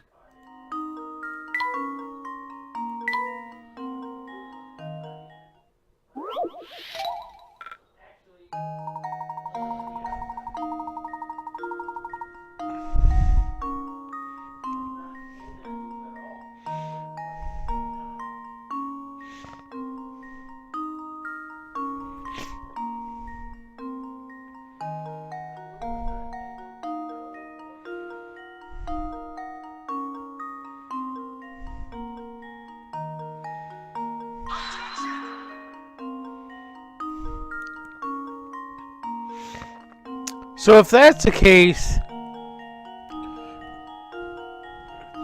if the blue one can't, then that's our only possibility. And now to test my theory. Ah, wonderful. Good thinking. Not a single loop will become truly entangled in the knot that forms. When you pull the red rope and form a knot, one loop will fall away and the other two will hang from the red rope, free of the knot.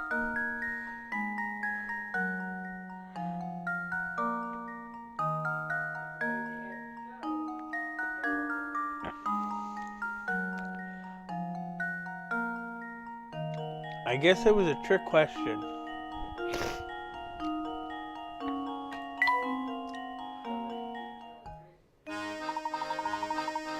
Correct answer confirmed.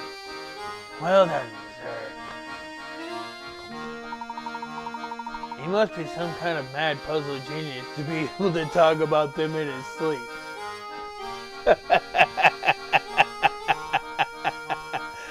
Okay.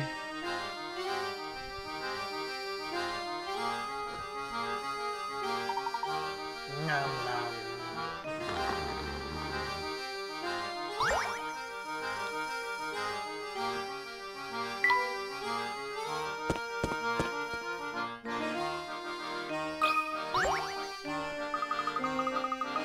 Boy, oh boy. I'm in a tight spot. I wanted to make a clean cut in this board, but I botched it kind of bad. It's pretty much useless as it is. Can you think of a way to turn the pieces into a solid square?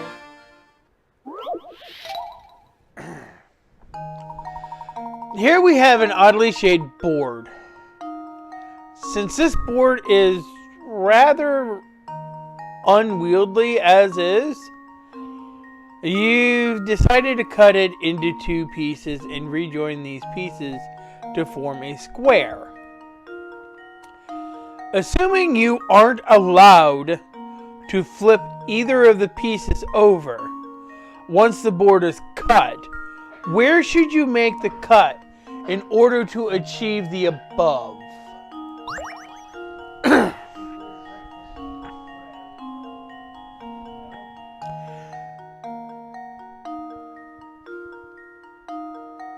No, you have to join all the pieces, including that tiny little square there.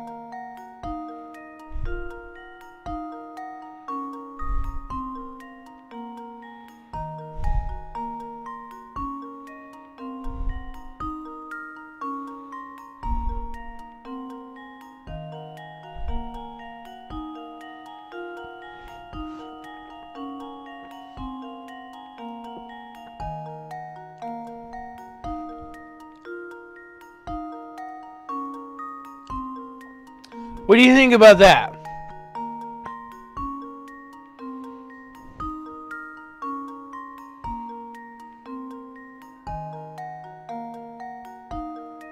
I'm not going to flip it.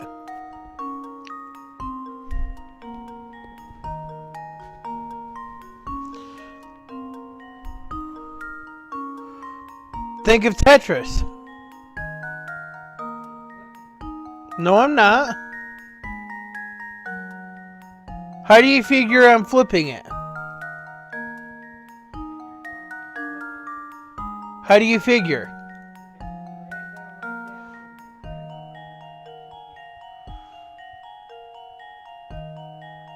can I just slide it to the left one and down?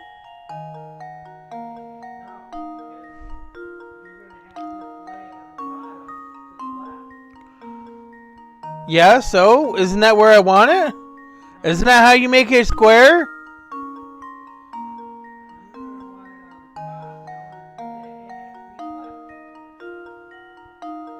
No, I think this is the right answer.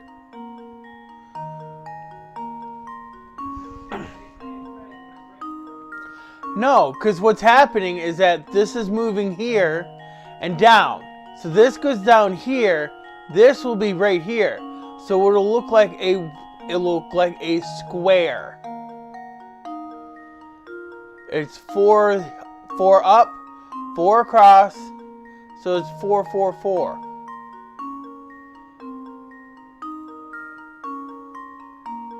Is there still something wrong? I'm not flipping it. Consider this puzzle solved. A true gentleman leaves no puzzle unsolved. Excellent. Easier than it looks, isn't it?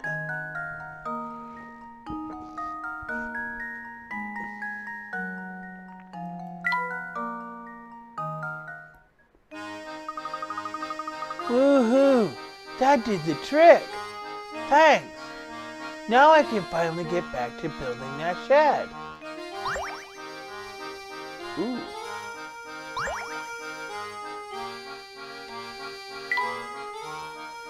Uh-oh. Somebody needs help.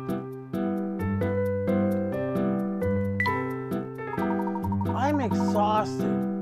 Could you make me a tea with oasis berry and a double dose of berry? Sir.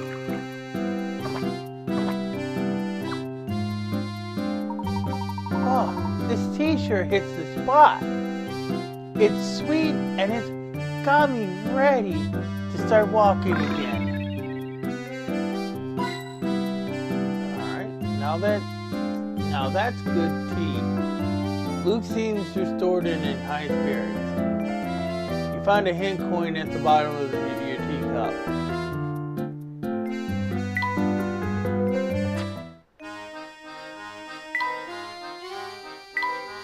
The main event of the Dropstone Festival appears to be a livestock competition featuring the finest cattle from around the village.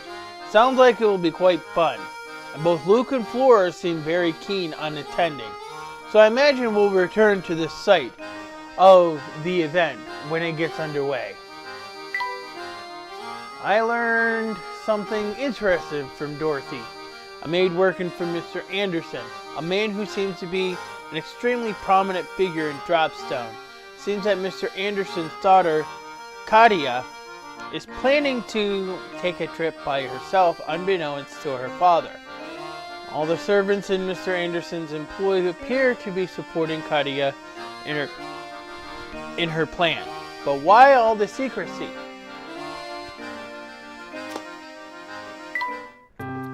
Alright. Where should this go?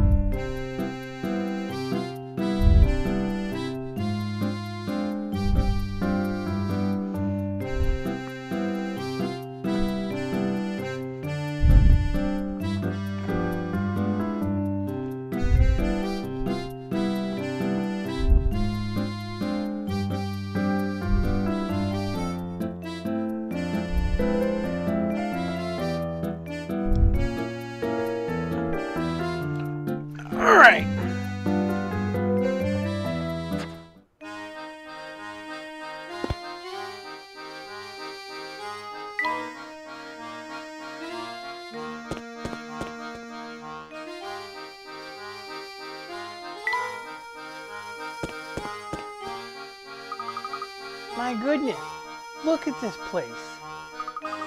Phew, we made it back in time to catch the competition. If we've been informed correctly, Mr. Anderson is judging the entries. So he should be somewhere around here, right? Indeed. I wonder which of the gentlemen walking around here is our man.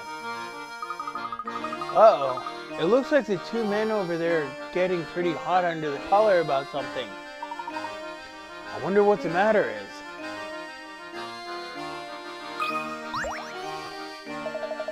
Just look at that mangy coat! Anyone with 2 eyes can see that's no bovine of mine. I know what's going down here. Someone swapped out my cow for this lemon. Well, that would... Well, what do you want me to do about it? Can you at least point out which cow is yours? Now, how do you expect me to do that? Oh, brother, this is going to get ugly. What seems to be the problem, sirs? This fellow here seems convinced someone swapped out his prized cow for another. I'm telling you, that ain't no cow of mine. My girl was perfect from horns to tail. See what I mean? There's just no reasoning with him. We can't start the contest with him carrying on. But I don't know how we can clear up this situation. I'll take care of this. I bet the cows would know if any monkey business went on. Of course. Why didn't I think of that myself? I'll leave this one to you, Luke. Excuse me, miss. Can you help us out here? Moo, moo. I see. Moo, moo. Did you find out anything of use? I sure did. If I had to sum up our conversation, it goes something like this.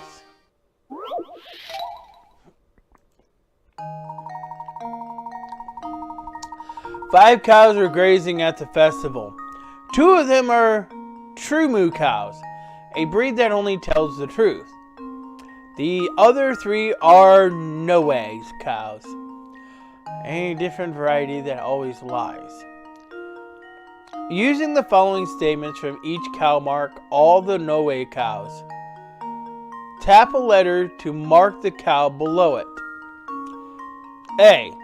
D is in no way, I promise. B. Oh no. C isn't a true moo cow. C. I ain't a no way cow, no way.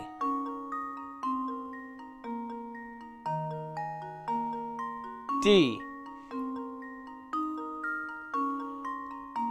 E's a no way if I've ever seen one. E. B's definitely not a true moo.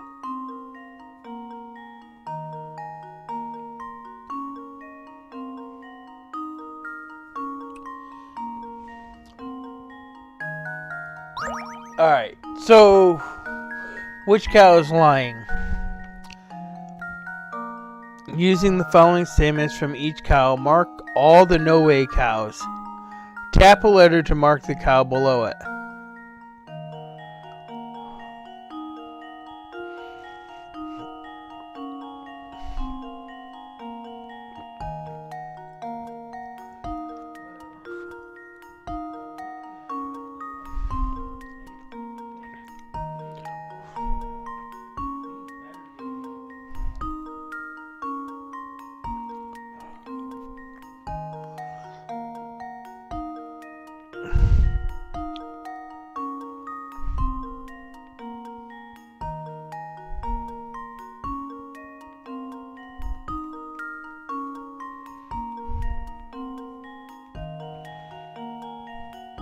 So, are you saying D is a true moo?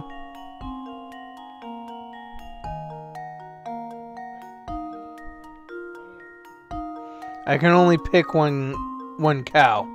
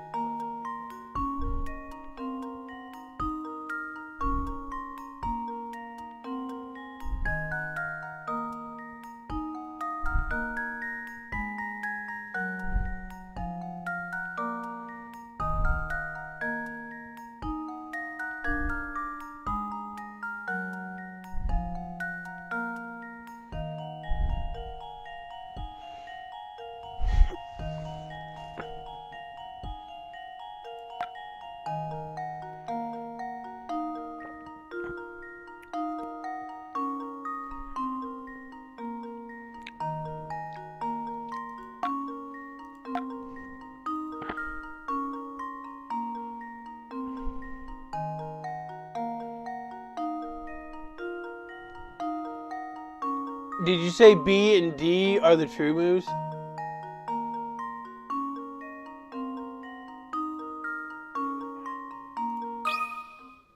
Here goes. That was almost too easy.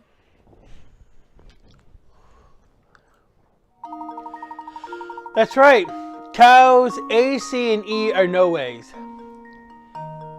If you assume each cow to be a no way or a true moo and run through each of the cow's statements, you'll eventually realize that all statements are true when cows A, C, and E are assumed to be no ways.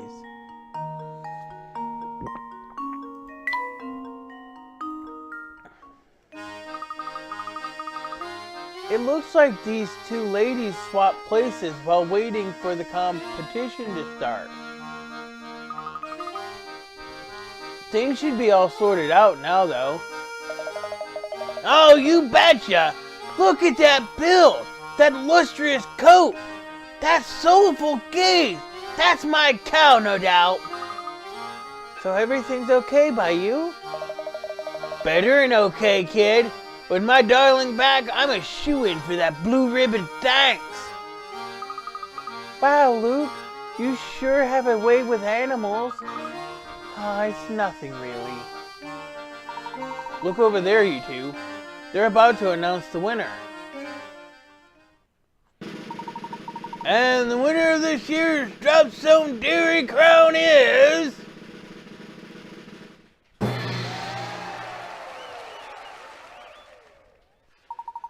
Oscar's show-stopping milk maven, Mutilda! Hold on now! You mean to tell me my sweet Mary Moo didn't take first place? Too bad you swapped your cow back, Clabber. If you'd kept quiet, you'd be the winner, eh? I was robbed! The competition must have been rigged! Rigged, I tell ya! To think he went through all that trouble to get his cow back, then ended up losing because of it. Yes, I suppose it goes to show that things in life don't always go as planned. Right you are, Professor. Say, shouldn't Mr. Anderson be around here now? It's going to take some effort to find him in a crowd this dense. Let's look around a bit.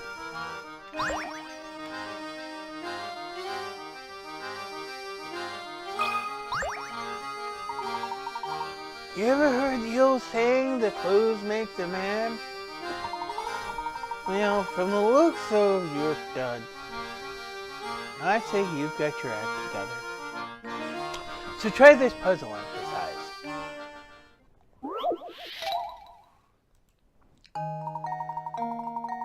Men A, B, and C each started off with pants and shirts of a single color. A wore red, B wore blue, and C wore white. When they were blindfolded and swapped items of clothing, after they took off their blindfold, here's what they said. A. No one's shirt and pants match. B. It looks like C's the only one of us who didn't keep any of his original clothes.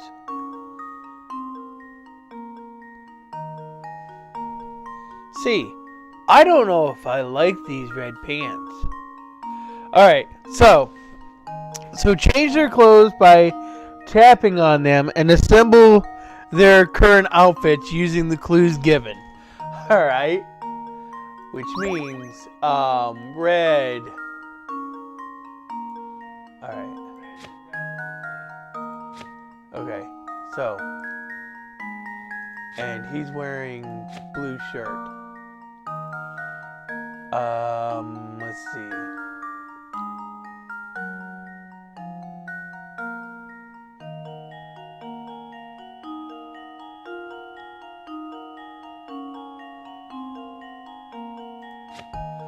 That must be, that's got to be the way that, that is. He's got to be wearing white pants. That's got to be how that is.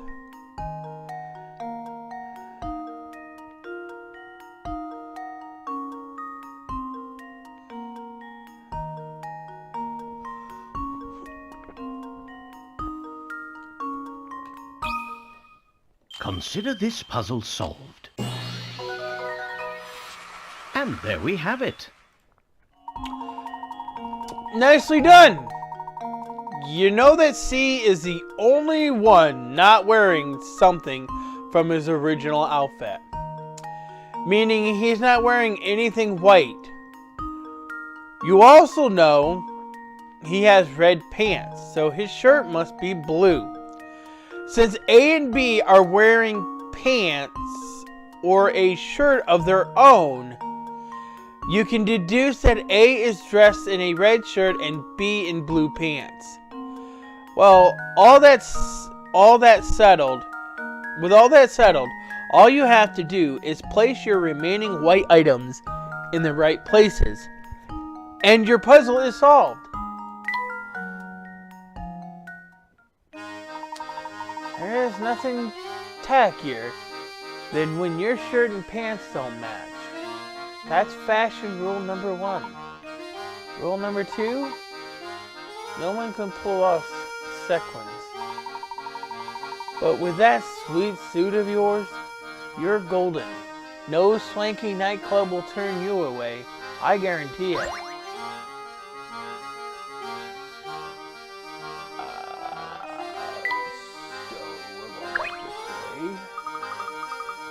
I guess we never did manage to meet Mr. Anderson, did we? I think we did. I think he did. Hello, Ancient One!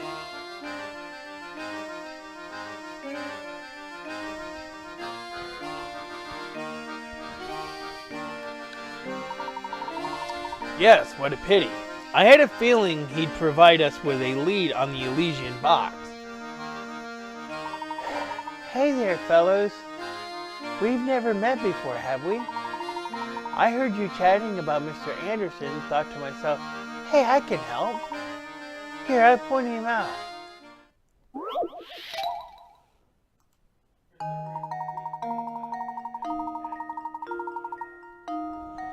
Well, Restream bot, that's because YouTube is still connected.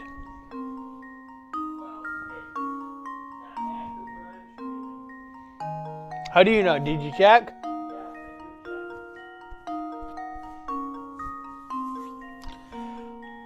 Because it's usually active when I run Twitch.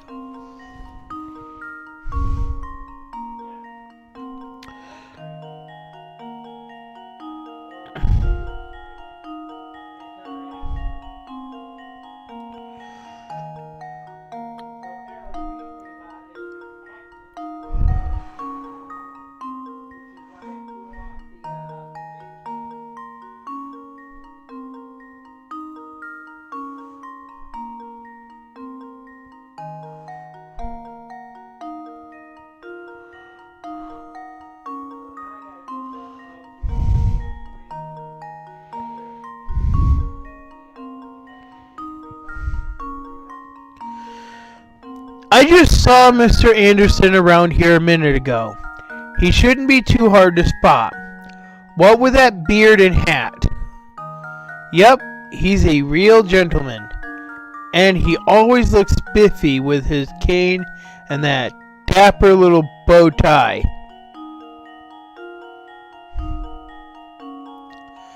Oh, and he doesn't wear glasses, in case you're wondering.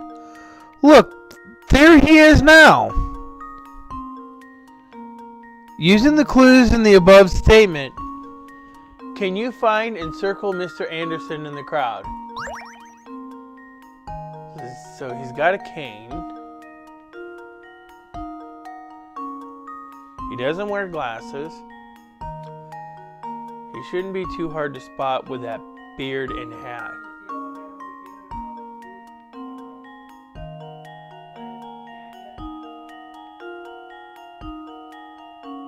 Blue plaid jacket? Well, he doesn't have a beard. He doesn't have a beard. Yeah?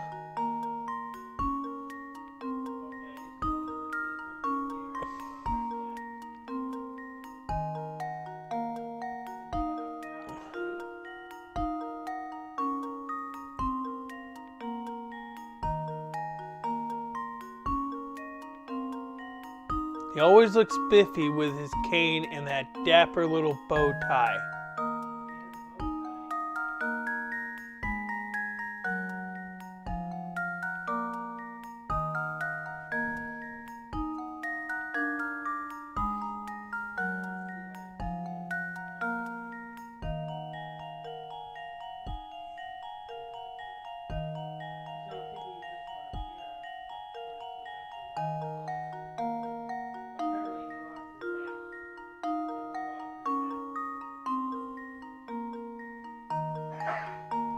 He always looks spiffy with his cane and that dapper little bow tie. Oh, and he doesn't wear glasses, in case you're wondering. Look, there he is now.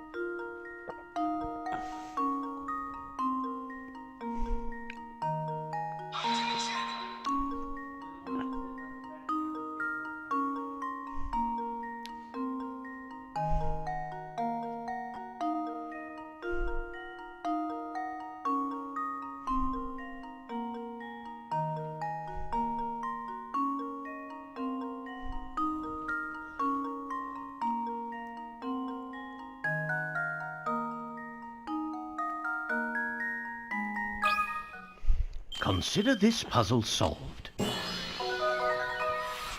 And there we have it. Good eye. It looks like the wind tried to carry off Mr. Anderson's hat.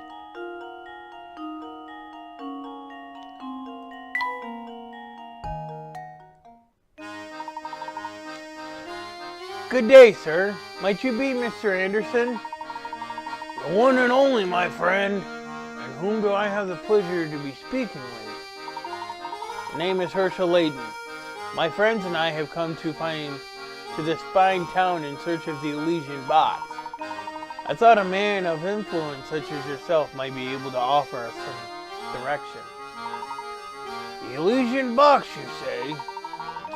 Why would you want to go chasing after a thing like that? So, you're familiar with it then? Familiar? No. But I do believe my dear mother once searched after the very box you speak of. Interesting.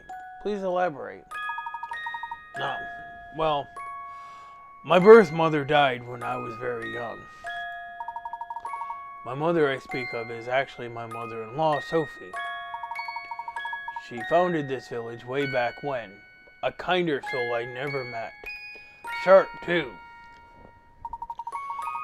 I married into her family, but she treated me like her own flesh and blood.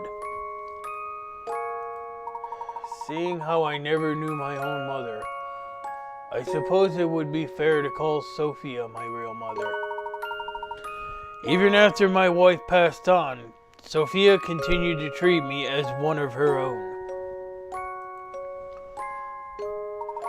Mother Sophia looked high and low for that box, but she never did find what she was looking for. So she made efforts of her own to search for it. Fascinating. Tell me, where might Sophia be now?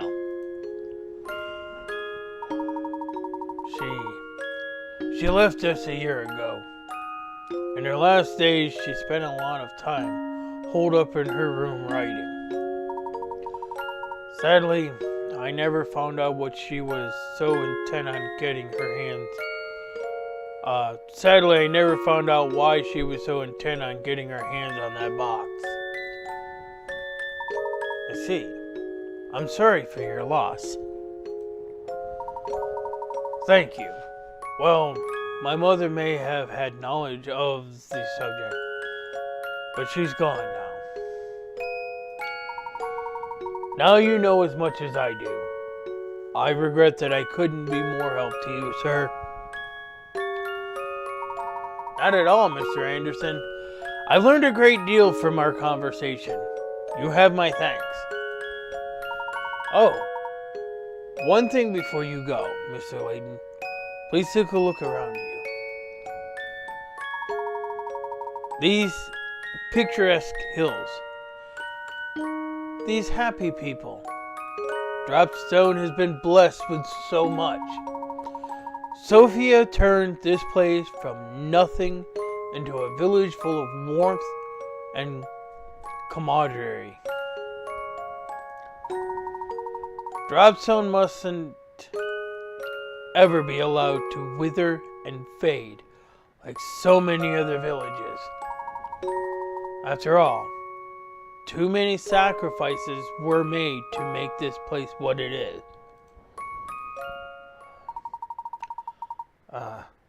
Forgive my ramblings.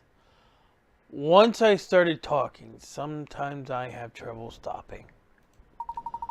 Enjoy your time in Dropstone and be well. Good day.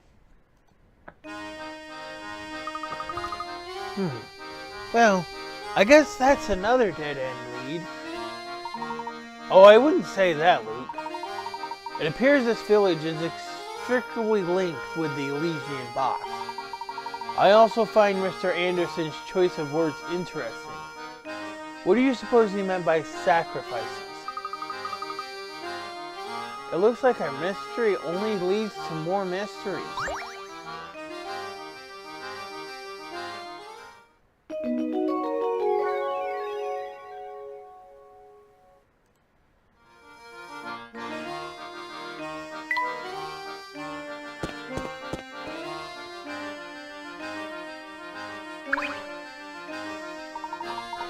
Oh dear, oh dear.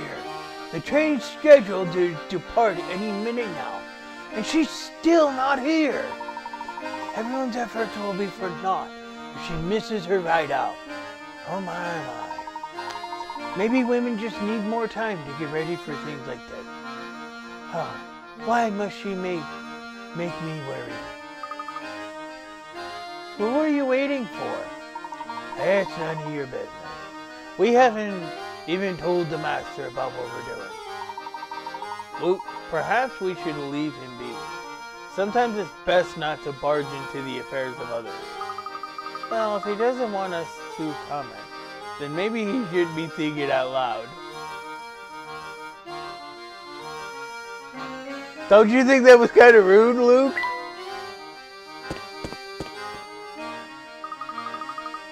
The place is positively crawling with people, isn't it? Careful, Flora. If you don't watch where you're going, you're likely to run right into someone. Oops, sorry. This is all so new to me that I forget to pay attention to where I was walking. Understandable. After all, it's quite a change of pace from London. Wow, Flora. You sure are excited. Just don't stand around gawking for too long, or we might accidentally leave you behind.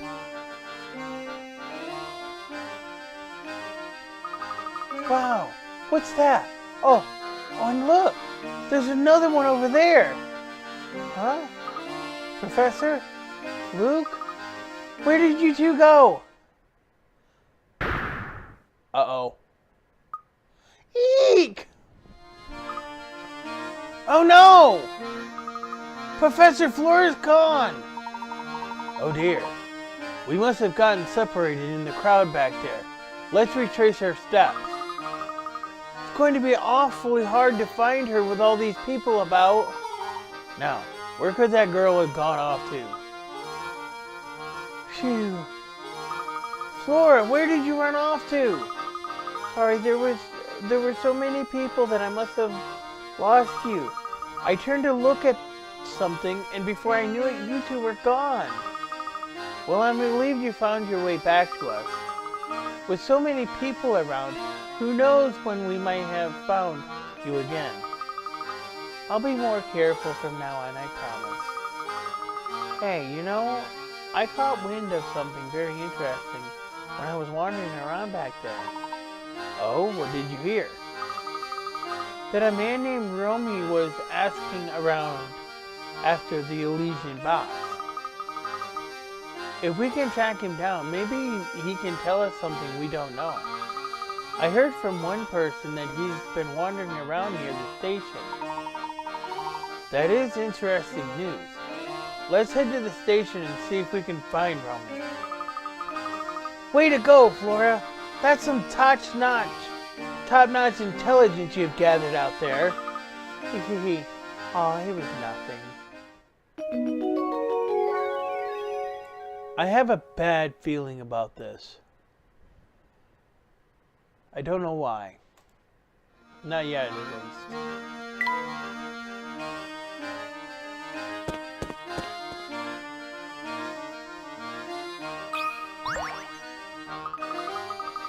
This whole festival's been put on by the Andersons, the wealthiest family in the village. As you're new here, let me dish for a moment. Have you seen their place at the north end of town? It just turns your eyes green with envy. Well, Mr. Anderson has a young daughter who's grown up to become quite a beautiful young lady. Yes, her name is Katya, and she's the unusual combination of beautiful and sweet. Plus, I hear she's very respectful toward her father, unlike most youngsters. Oh, kids these days, the only thing they love more than sassing their parents are those oversized pants. Sorry, I do believe I've gone on a rant. Do you need something from me? Actually, yes. Tell me, madam, have you ever heard of a rare antique known as the Elysian box? Huh. It's a new name to me. I can't help you at all, so will you leave me alone now? Oh, but you know, you did just remind me of a gem of a puzzle. I know that concerns a box.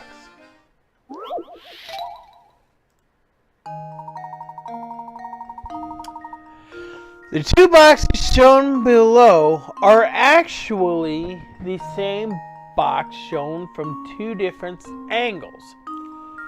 Using the visible faces, reassemble the pattern of the box by placing the tiles into the unfolded view of the box. Don't forget, each tile needs to go in the correct square facing the correct direction. Alright, so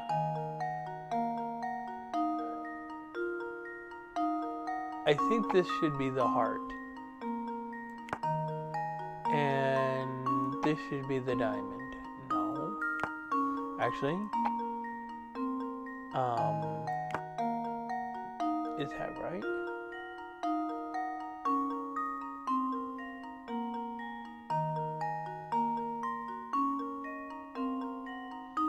Anyways, this should be the diamond. I think I should turn it this way. And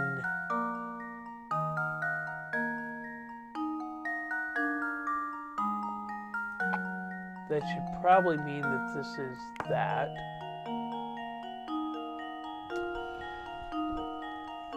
Wait a minute.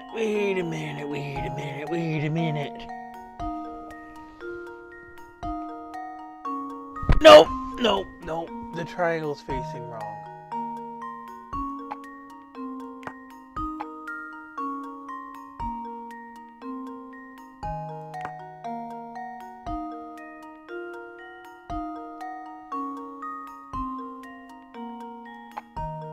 Come on.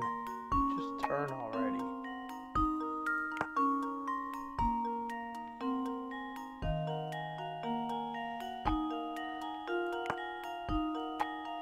Come on.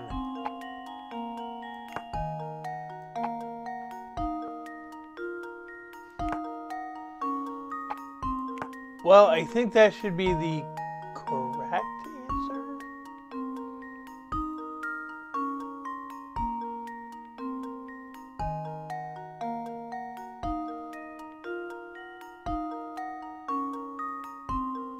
Maybe not.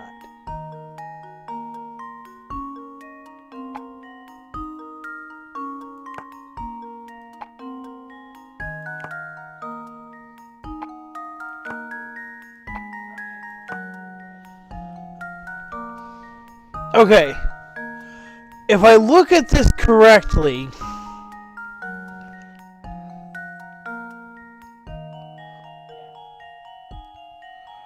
the heart is facing wrong.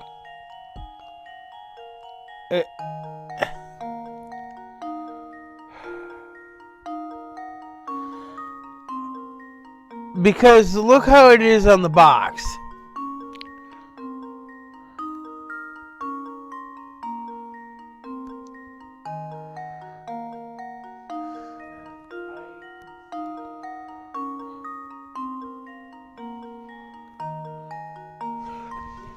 I think the heart should go this way. I think the heart should turn this way. God damn it. I think the heart should turn that way. Because if you fold it down and then you come down across there, it should face the left side of the spade.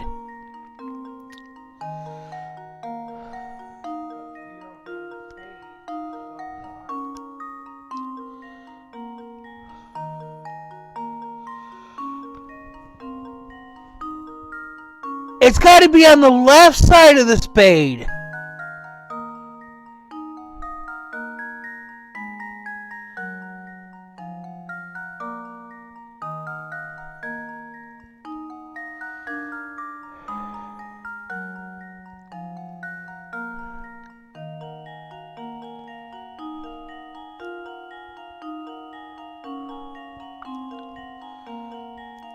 I think I still have something in the wrong spot. I think this needs to go down here.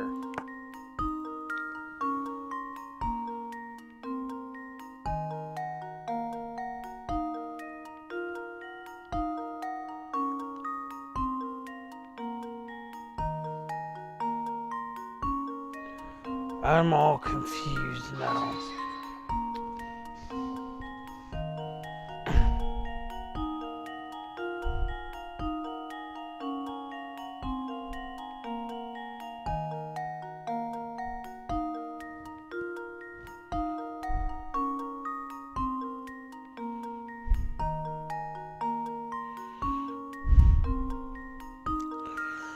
All right.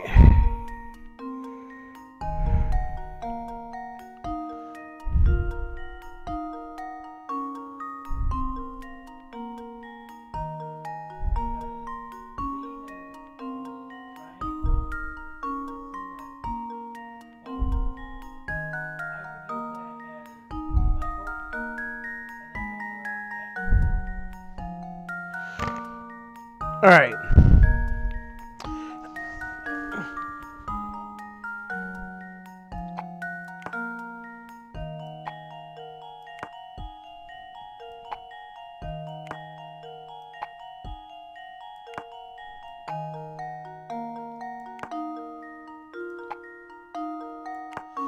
All right.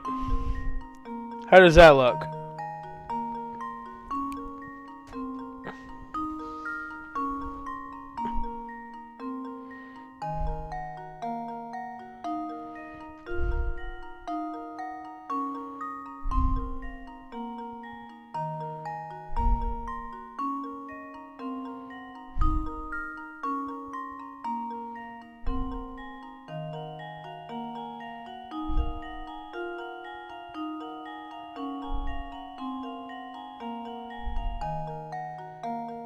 You don't know if it's going to work?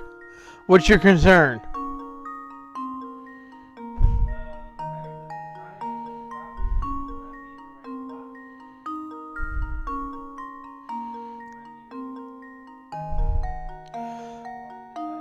If the triangle's in the wrong spot, then the person is in the wrong spot.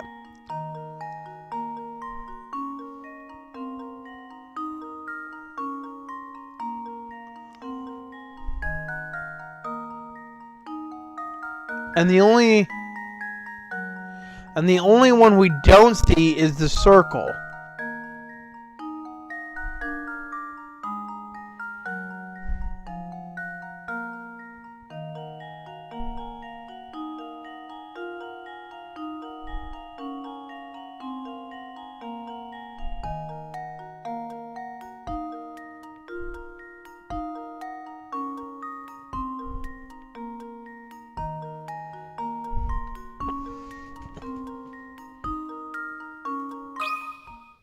And now to test my theory. And there we have it. Good job! Was it hard converting the 3D shape of the box into a flat 2D image in your head? Very much so.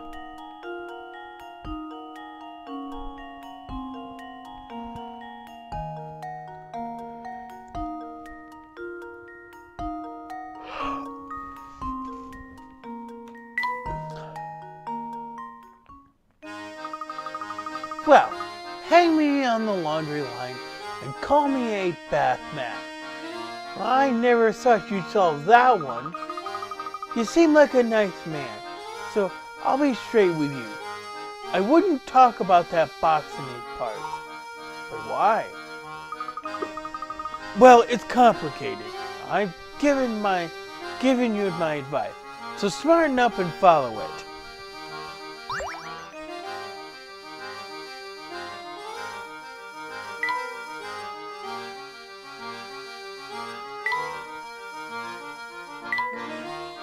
I finally spoke with Mr. Anderson at the site of the livestock competition. It seems his mother-in-law had searched for the Elysian box before her passing, though Mr. Anderson doesn't know why she was so intent on finding the box. It's clear to me now that the Elysian box and Drop Stone are inextricably linked to each other, though I don't yet fully understand why.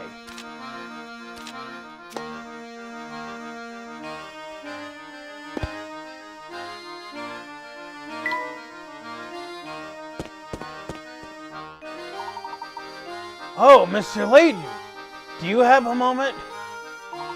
Certainly. How may I be of assistance? It seems you've done a great deal of investigating today. Tell me, during the course of your inquiries, you didn't hear anything about my daughter, did you? Your daughter, sir? Yes, Katya. You see, she hardly ever comes home since her grandmother Sophia passed away.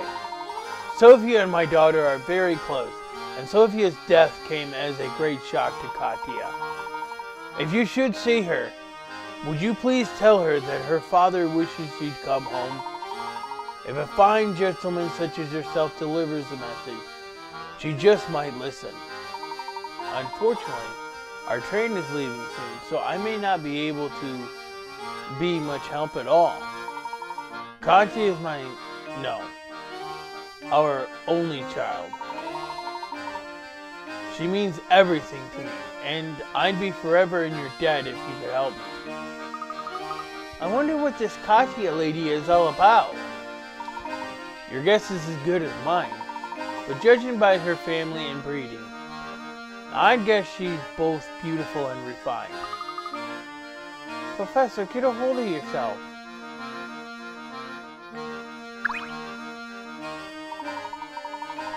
I heard that you've been inquiring around the village about an antique known as the Elysian box.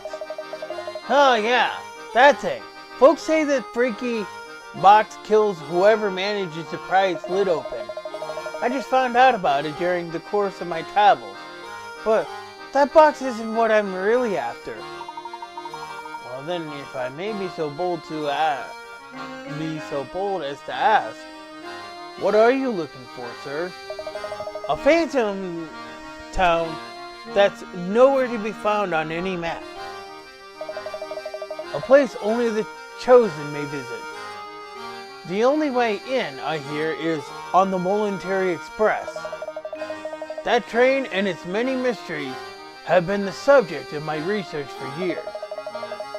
From what I can tell, this artifact you're after, the Elysian box, is also tied to that town.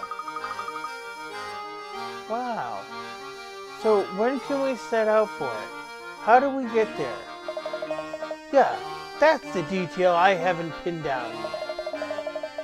And maybe you whisper a word while inside the train, and then whoosh, and the track goes in a new direction. Anyhow, it's probably something like that. I'll just have to keep searching until I find a way in. Interesting. Thank you for your time. Professor, did you hear that? I think we finally got a new lead on the Elysian box.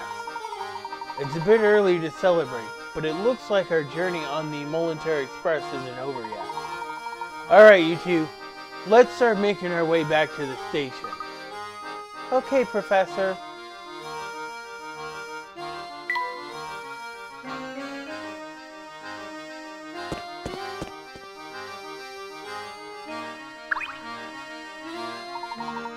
Yow, you've got at least 30 puzzles under your belt. Nice going, bro. But if you want a challenge worthy of a real rock star, give me a holler.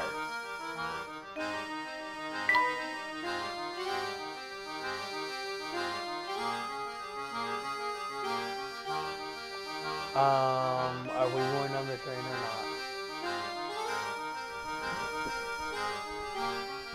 Yeah, I know. Get back on the train. But how do I get back on the train? You just tell me that. Oh. How's that festival treating you, dudes? Pretty righteous, huh? This train isn't ready to move quite yet. So while you're waiting, I'll lay this sweet puzzle on you. It's not, eh?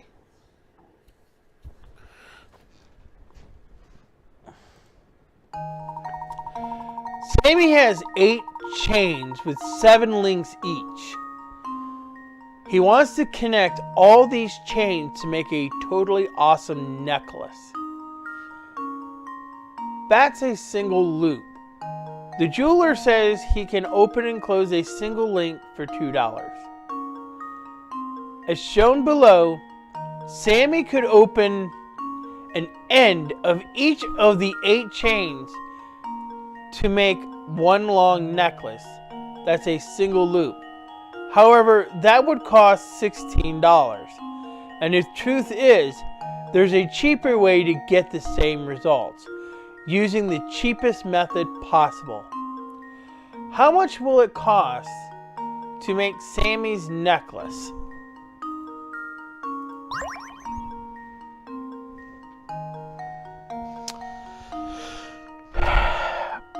$2?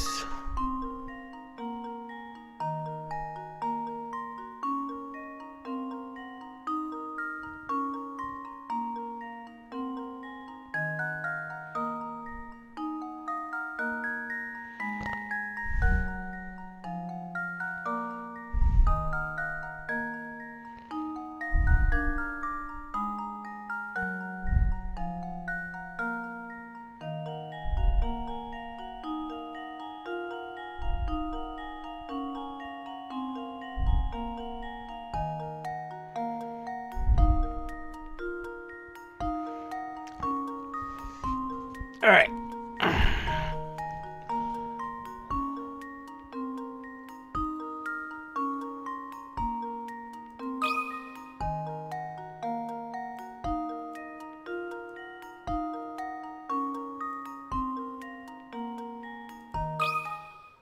This should do the trick.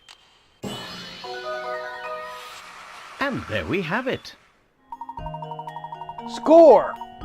Take one of Sammy's 7 link chains, break each link apart and use them to connect the remaining small chains together. You can see this method illustrated here. If Sammy uses this method, he can get the necklace of his dreams for only $14.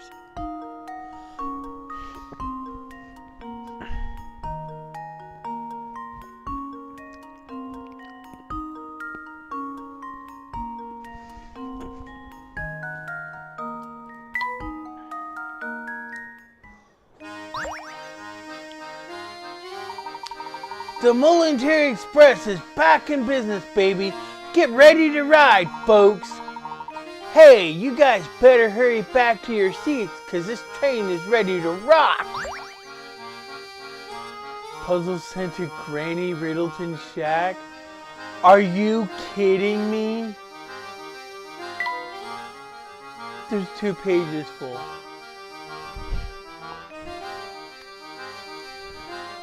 Nice. Hmm? Huh?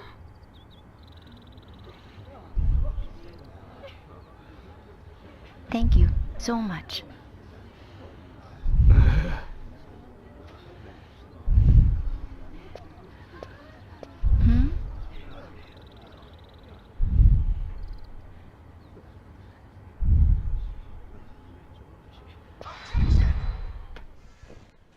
What's going on over there?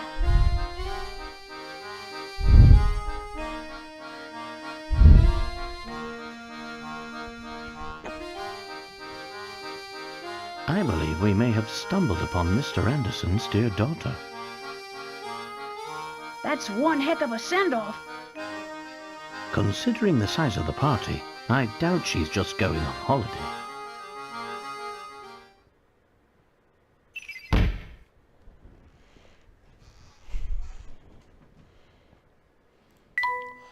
Katya is the daughter of Dropstone's most influential man, Mr. Anderson, and has boarded the Voluntary Express. Several villagers came to see her off, yet she travels alone. Where is Katya headed, and why is she making the journey there by herself?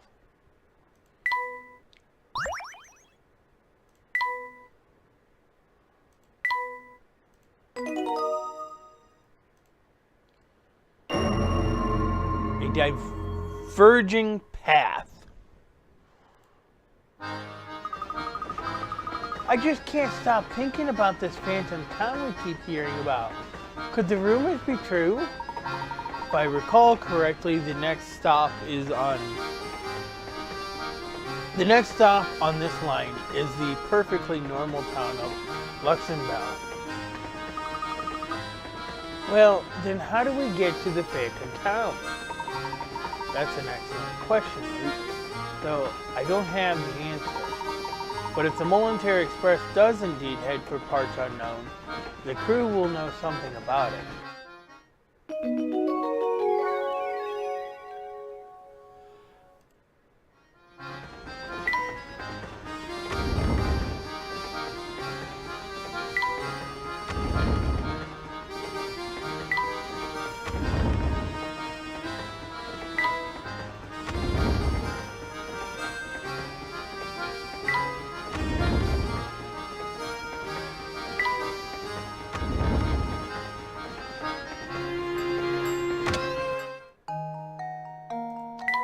We're going to do all these puzzles before I end this stream. On the day Dropstone was founded 50 years ago, the villagers toasted with red wine and danced late into the night. They also built this statue, engraving it with the word red and the date 8/12. Part of the statue is shaped like a wine glass and can be filled with water from the spout at the top. While the statue describes the villagers' activities on the day of the founding, it can also show where they all found themselves the day after the festivities. Can you figure out where the villagers were? Answer in 3 letters.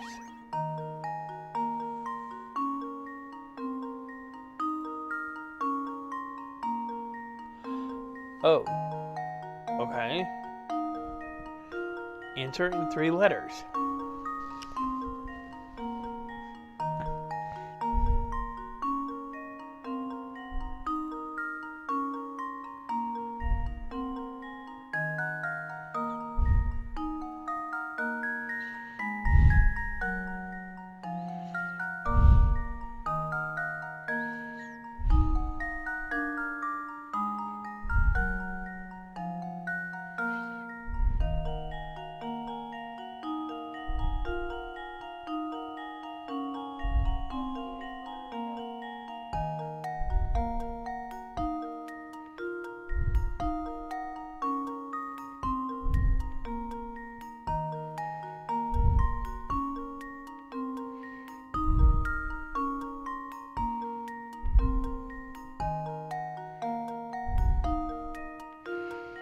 What?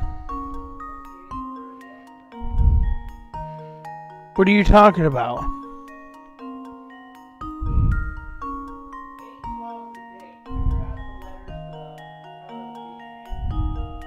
I need to do it in 3 letters.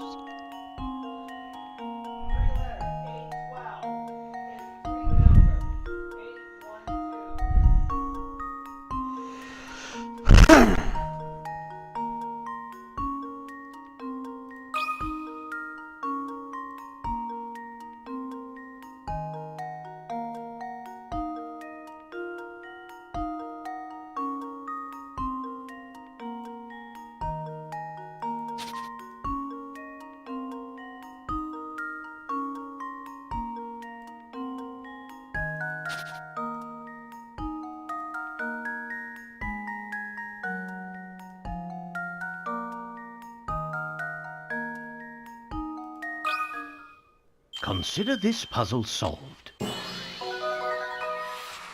true gentleman leaves no puzzle unsolved. What was that again?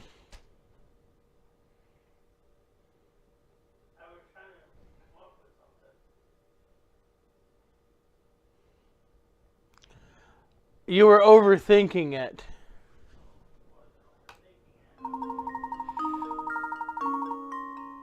See, because that is a fountain.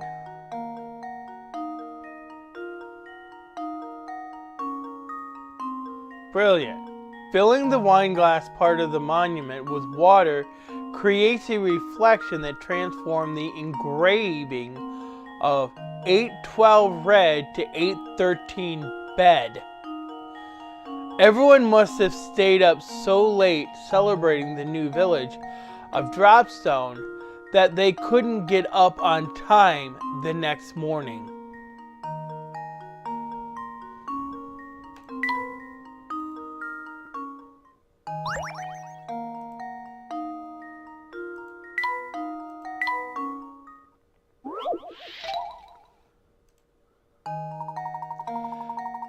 Johnny and Thomas are carrying some apples. If Johnny gave Thomas 1 apple, the 2 men would each have the same number of apples. Conversely, if Thomas gave Johnny 2 apples, Johnny would have 3 times the number of apples that Thomas would have. So, just how many apples is each of the men holding?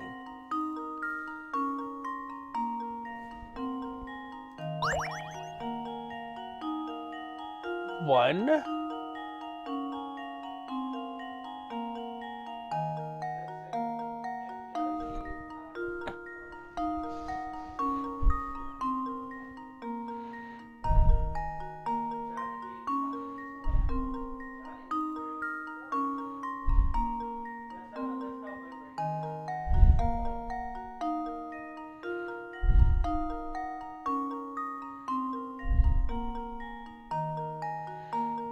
Are you sure?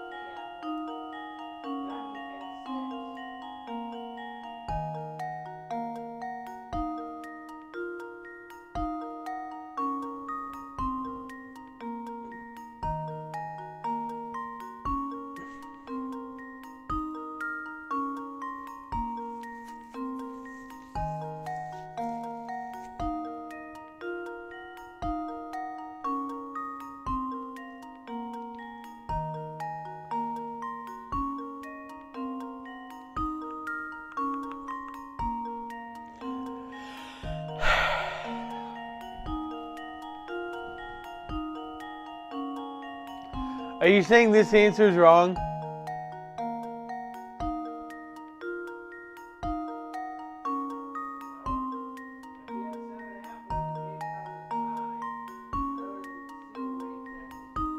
No. Thomas gave Johnny 2 apples. Johnny would have 3 times the number of apples that Thomas would have.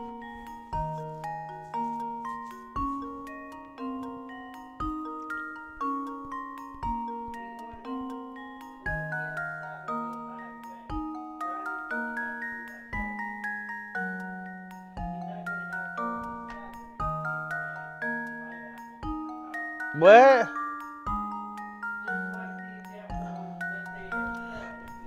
Huh? Thomas only gave Johnny 2 apples.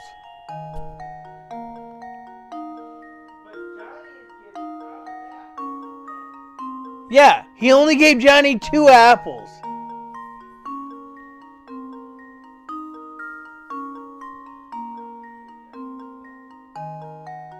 Yes.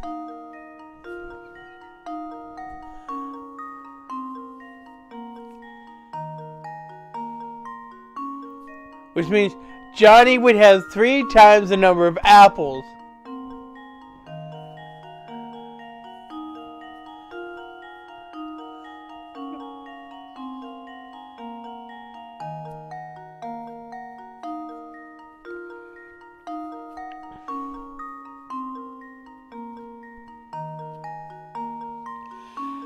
Which means they both started out at 6.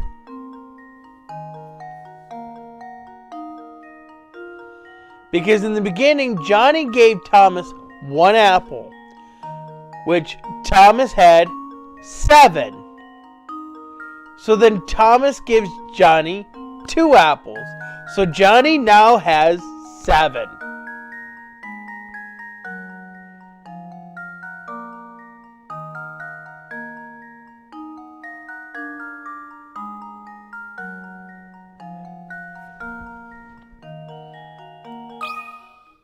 Consider this puzzle solved. Ha! Wonderful. Nice. Johnny has 7 apples and Thomas has 5. As you can tell, if Johnny gave Thomas 1 apple, both men would have 6 apples. Additionally, if Thomas decided to give Johnny 2 apples, 2 of his apples, Johnny would have 9 apples in total, 3 times as many as Thomas, which means he originally had 5. So Johnny gives him 1, that would make him to have 6, which means he had 7 apples. But if he gives him 2, then that would make it 9 apples. So he has 3 times the apples. Because 3 times 3 is 9.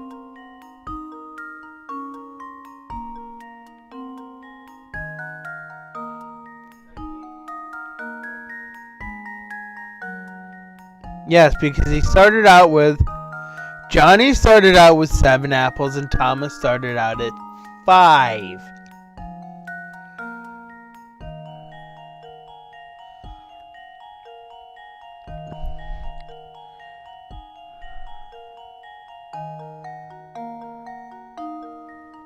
So that's where the math comes in, because 3 times 3 is 9. Johnny has 3 times the apples as Johnny, meaning that Thomas has 3 apples. It starts to make sense after you look at a diagram and is explained thoroughly on it.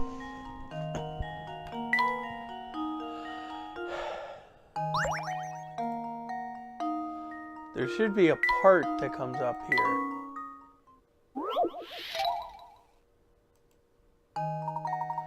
In order to wrap the flower, just like the leftmost drawing, how should you begin your wrapping? Tap A, B, C, or D to answer.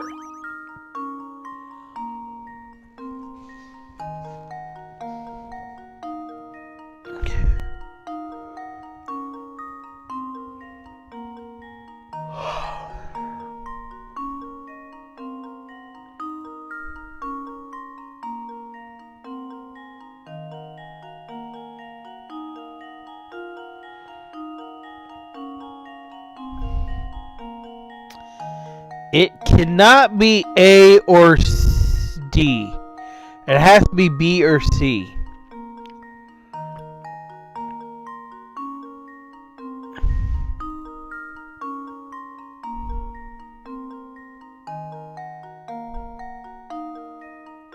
I think it's C. And now to test my theory. Ha! Wonderful. Excellent. You were able to follow the paper's transition from a flat shape into a 3D one.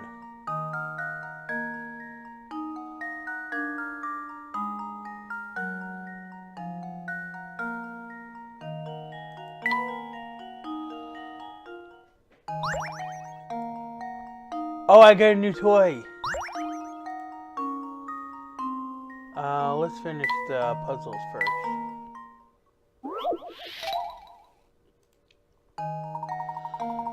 The country road you see here is lined with a single straight row of trees, each planted at a different time and each a different distance from its neighbor.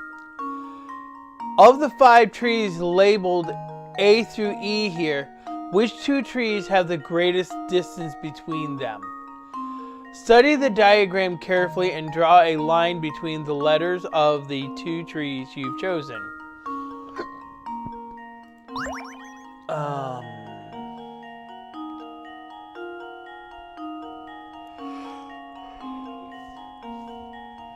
Huh?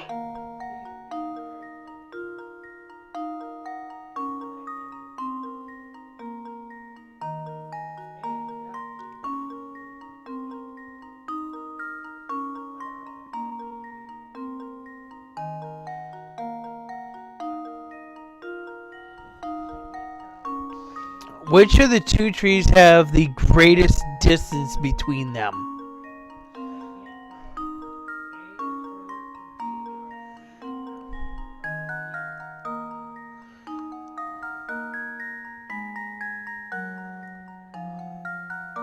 Well, D is obviously the oldest.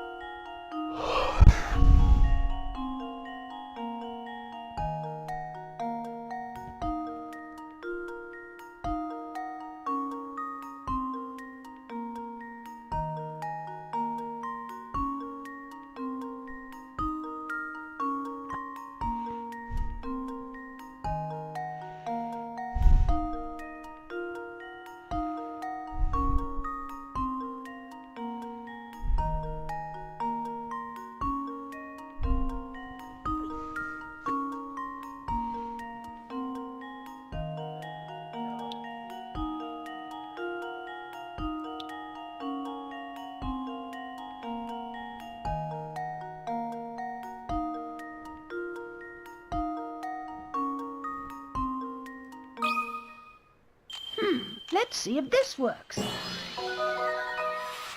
Piece of cake.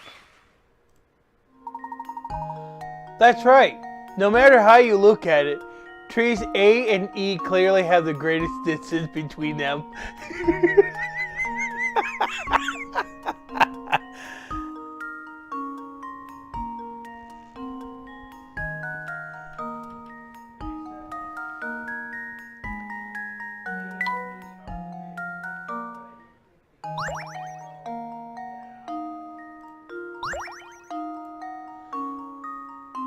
They're not that difficult of puzzles.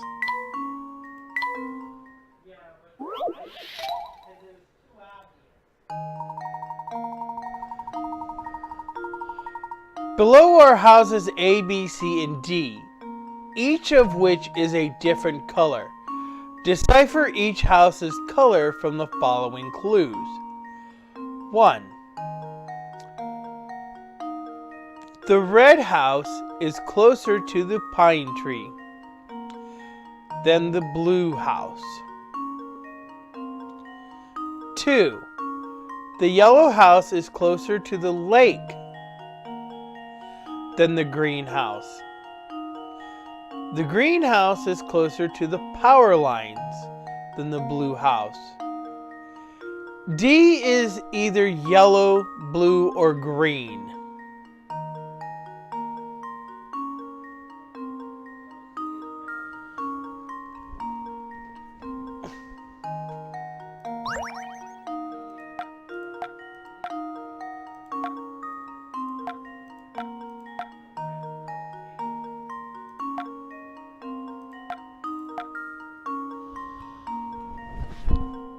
Red house is closer to the pine tree than the blue house. Yellow is closer to the lake than the green house. The green house is closer to the power lines than the blue house. D is either yellow, blue, or green.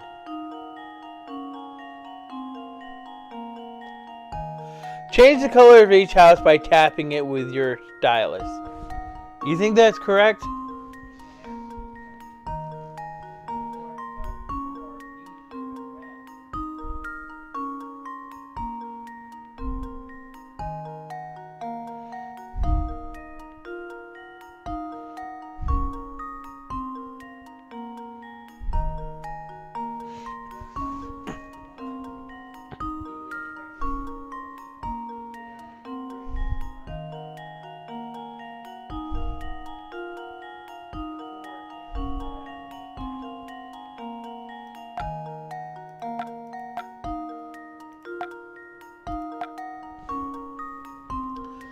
There.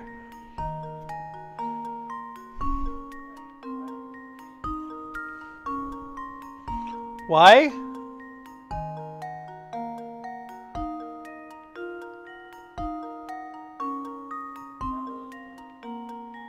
It's just closer to the lake than the greenhouse.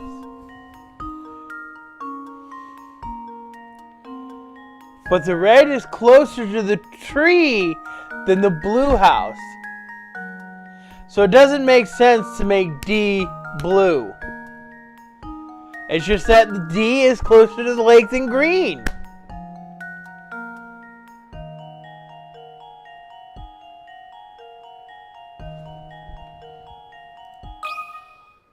This should do the trick.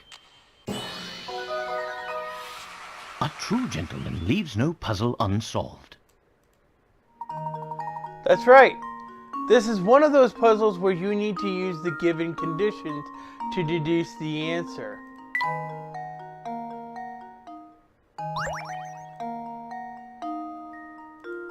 Moving day.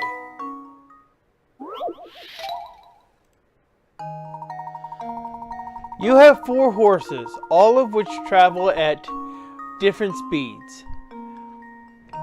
In traveling from point A to point B, these horses take 1, 2, 4, and 6 hours respectively. One day you decide to move all your horses from point A to point B. However, you can only have a maximum of 2 horses at a time, and you need to ride a horse back to point A each time you return to move your other horses. Knowing you can only move as fast as the slowest horse you're traveling with, what's the fewest number of hours it'll take to complete your move?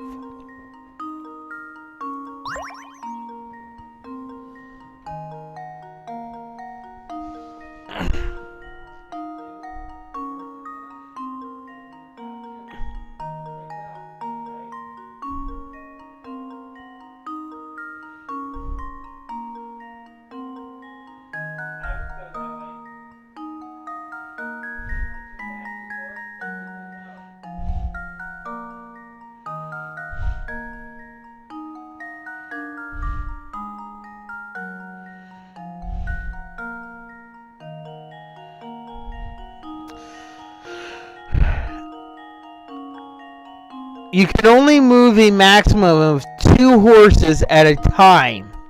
And you need to ride a horse back to point A each time you return to move your other horses. So eventually you have to move all 4 horses. So there's no way you're going to be able to do that in 6 hours.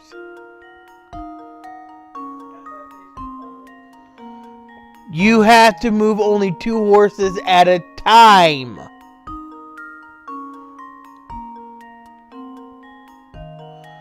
But you have to eventually have all 4 horses across.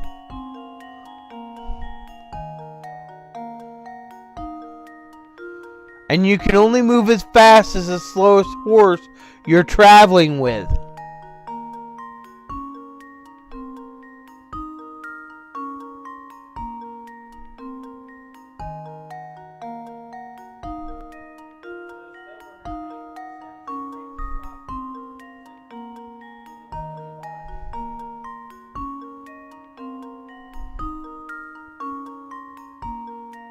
I don't think that's relevant.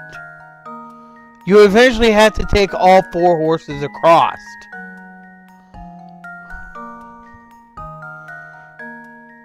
I just want to know what is the fewest number of hours it'll take to complete your move.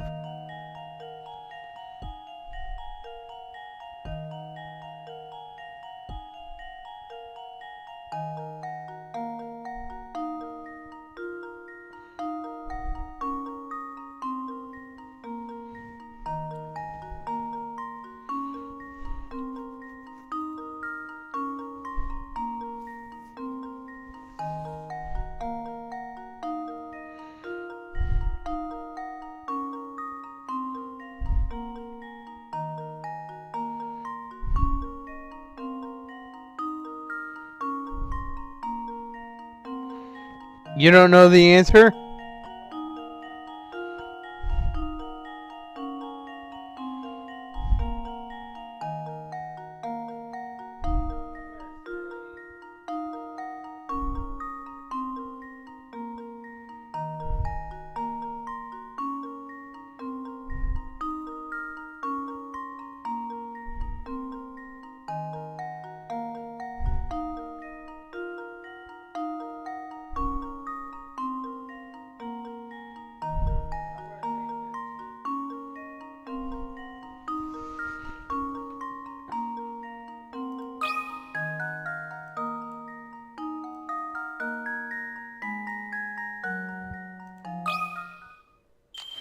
Let's see if this works.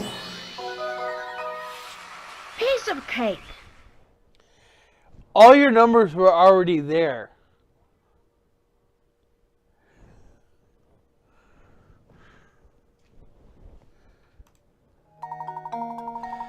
That's right. To start, take your 1 and 2 hour horses. Then ride your 1 hour horse back. Next, ride out on your 4 and 6 hour horses and return on your 2 hour horse. At this point, you've been moving horses for 11 hours. 3 in the first excursion and 8 in the next.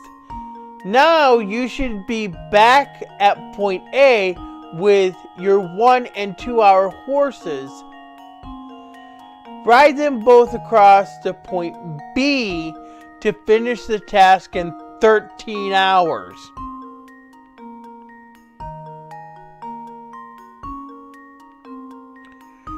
Because 6 plus 4 is 10. 2 and 1 is 3. 13 hours.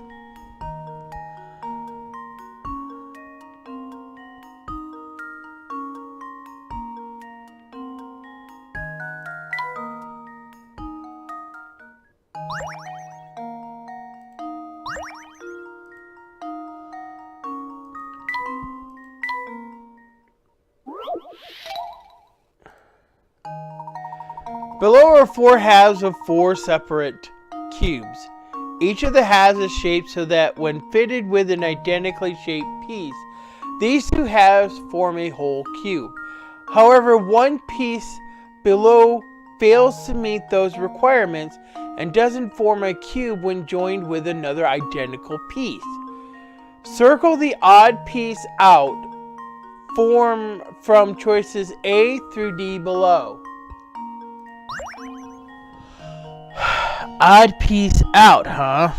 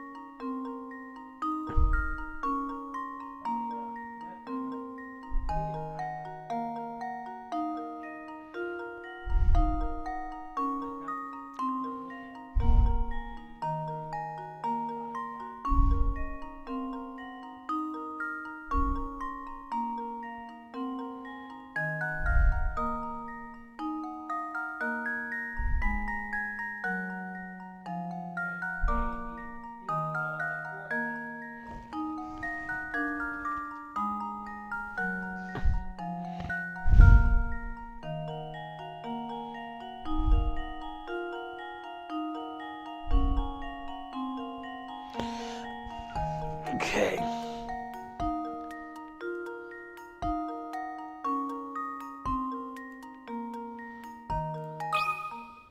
Consider this puzzle solved. And there we have it. That's right. C will not form a cube when joined with another identical piece. Some areas of the shape are just a little too complex to fit together neatly. Still, with only a few alterations, you could probably change that shape into something that works, don't you think?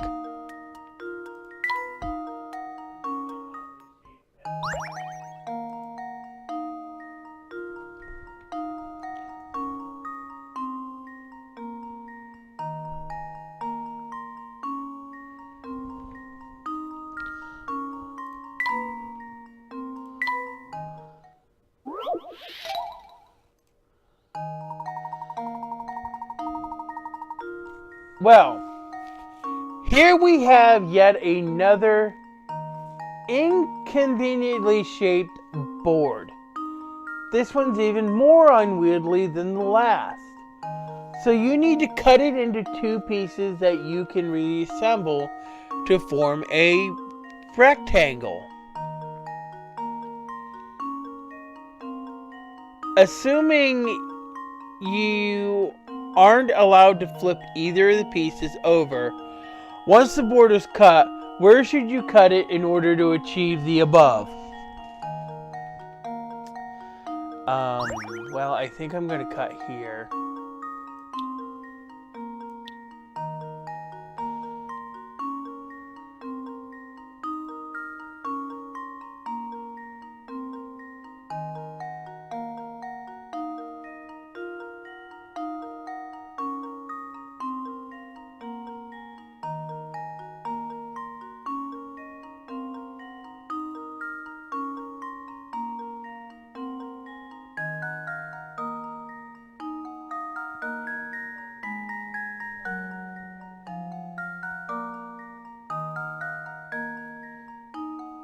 Yeah, I know.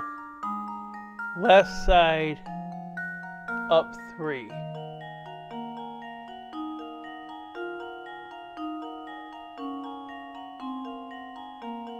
Yeah, because you gotta make a rectangle. And that kind of makes sense, because what's going to happen is that this is going to bring it down here, and you're going to have 4, 1, 2, 3, 4 here, 1, 2, 3, 4 here, and that's literally going to be 5 squares across. This should do the trick. And there we have it.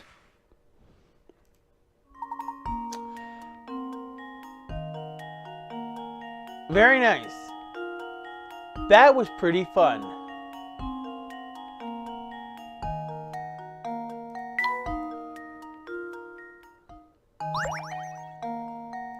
Okay.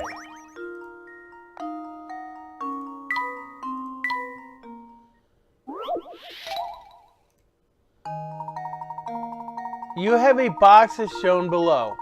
Using the white cubes as standard units, the box is 2 cubes wide by 3 cubes long by 2 cubes tall. 2 white cubes are permanently attached to the floor of the box. Now, of the 4 shapes A through D shown below, 3 of them can be placed together in the box to fill it to the top with no gaps. Are we playing Tetris then? Find the shape that doesn't fit into the box using the conditions described above and circle the corresponding letter. Well, C will fit perfectly on the bottom. It's gotta be D. It's gotta be D. Because if you line these side by side on top of that, it's gonna fill it up. It's gotta be D. You already figured it out. This should do the trick. A true gentleman leaves no puzzle unsolved. Sharp thinking. D is the only shape of the 4 that doesn't fit. Was it hard visualizing the shapes fitting into the box? No, I played Tetris. So it was like way too easy.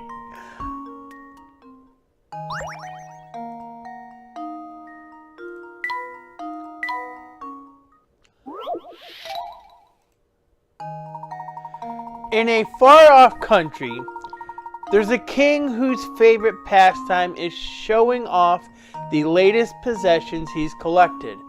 The subjects of his kingdoms are forbidden to purchase items the king has acquired for a month or so. Only once he's tired of his new purchase can the common folk finally buy that item for themselves. However, the other day the king bought a new item that had him all but commanding his subjects to buy one of the same item as soon as possible. Circle that item.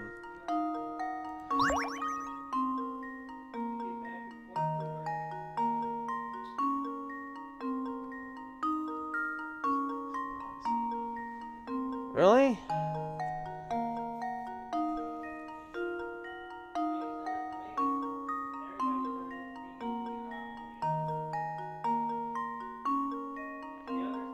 Yeah, the last question was a kindergarten level.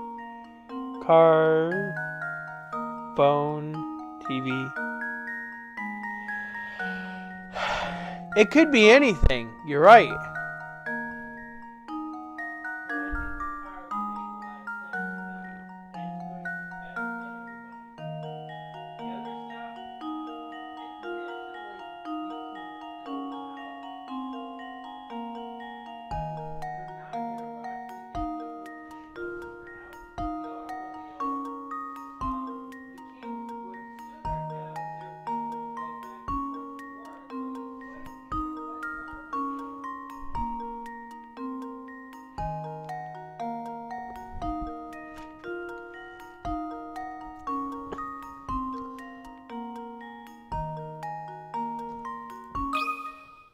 And now to test my theory. Ha! Wonderful.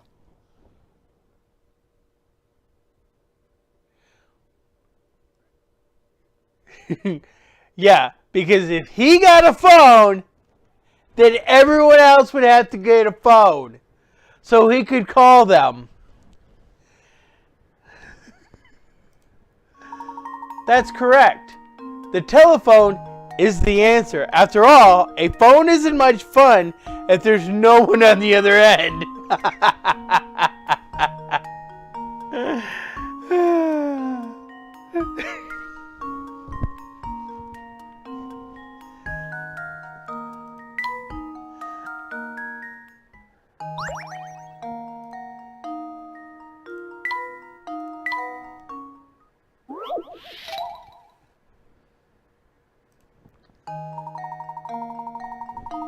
There is a fellow with very particular rules about when he wears his best hat.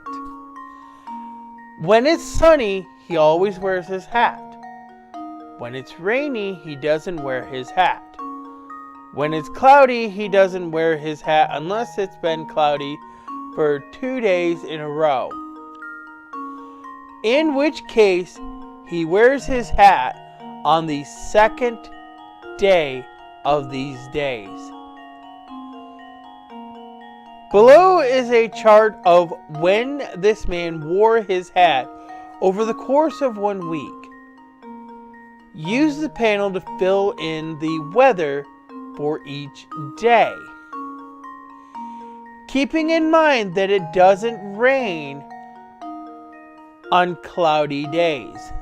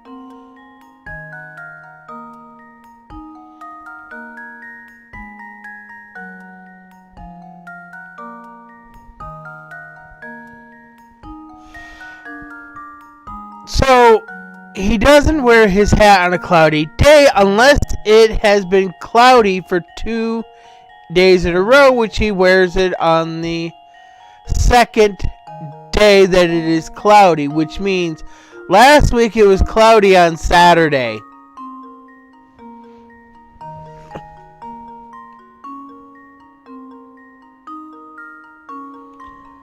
Yeah. And now to test my theory. A true gentleman leaves no puzzle unsolved. Excellent. If you assume that the Sunday shown was the second cloudy day in a row and figure out that our friend wore his hat out that day, the rest of the solution falls right into place.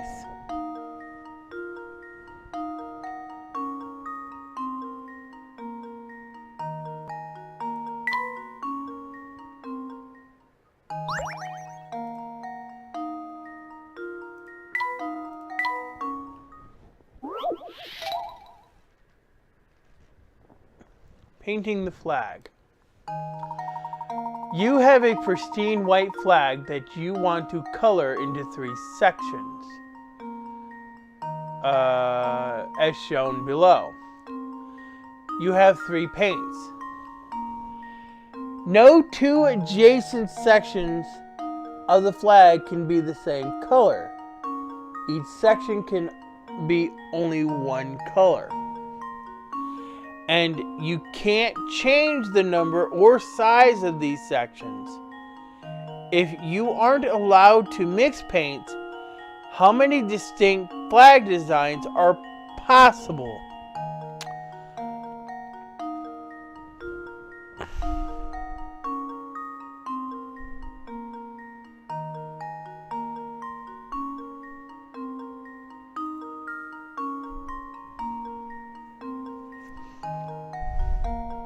You say it's 6?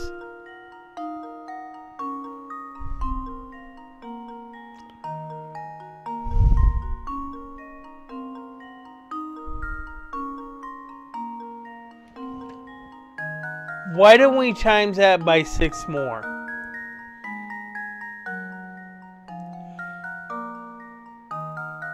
That's if you're using just one color each. But if you use the same colors on the outside and use a different color on the inside, then you've got more possibilities.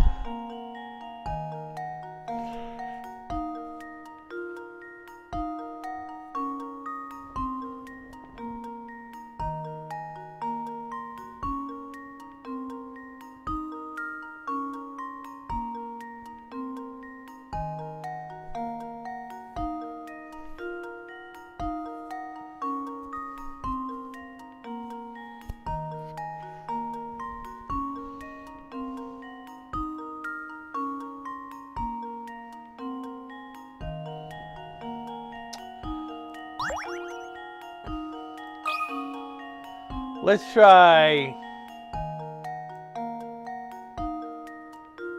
36.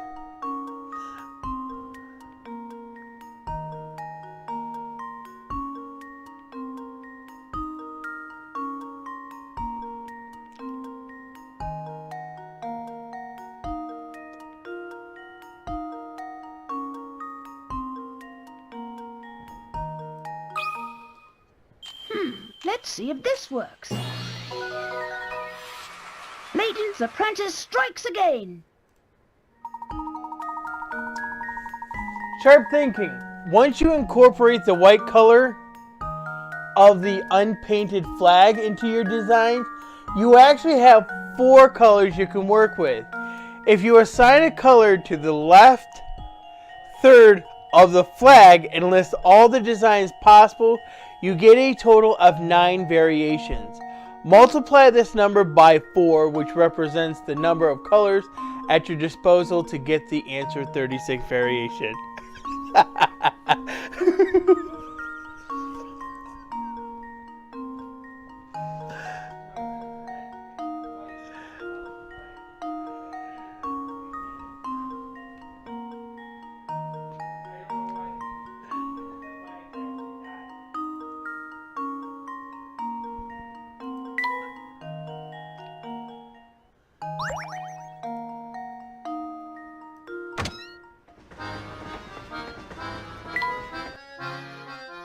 Alright.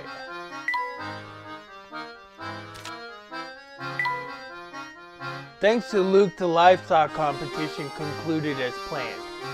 But on a separate note, the most recent rumor I've heard in Dropstone concerns a mysterious phantom town only accessible by the Momentary Express.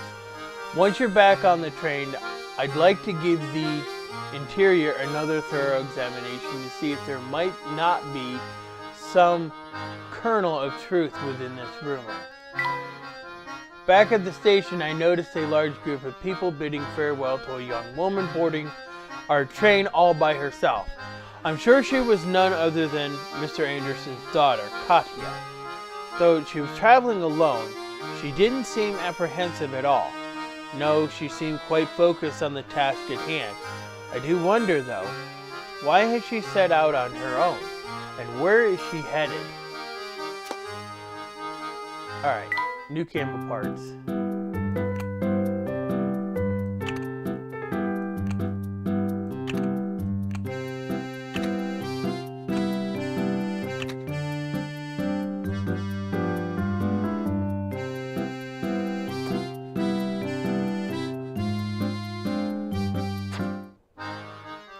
I'm new hamster stuff.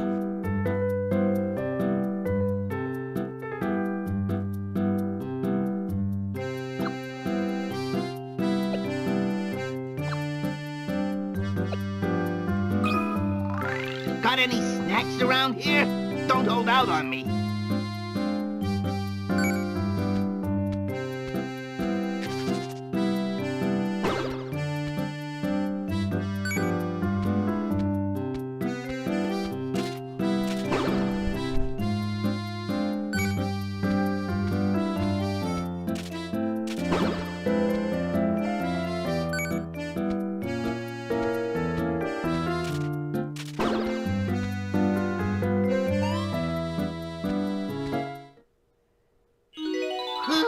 I'm gonna feel this tomorrow for sure. From 5 to 4.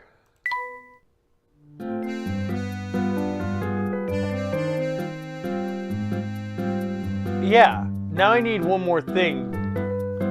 And I gotta change the directions of each of these. So, I gotta do apple. Let's do that.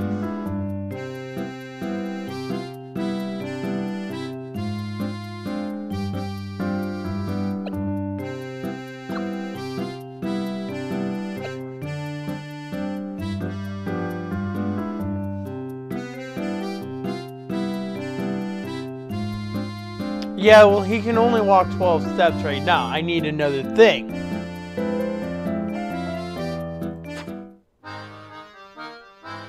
Alright, we're going to save this here.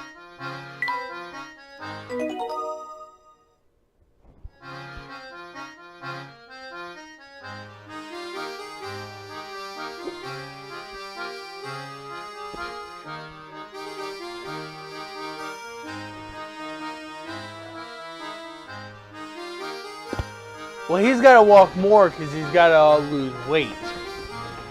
Alright, so we're going to end this screen.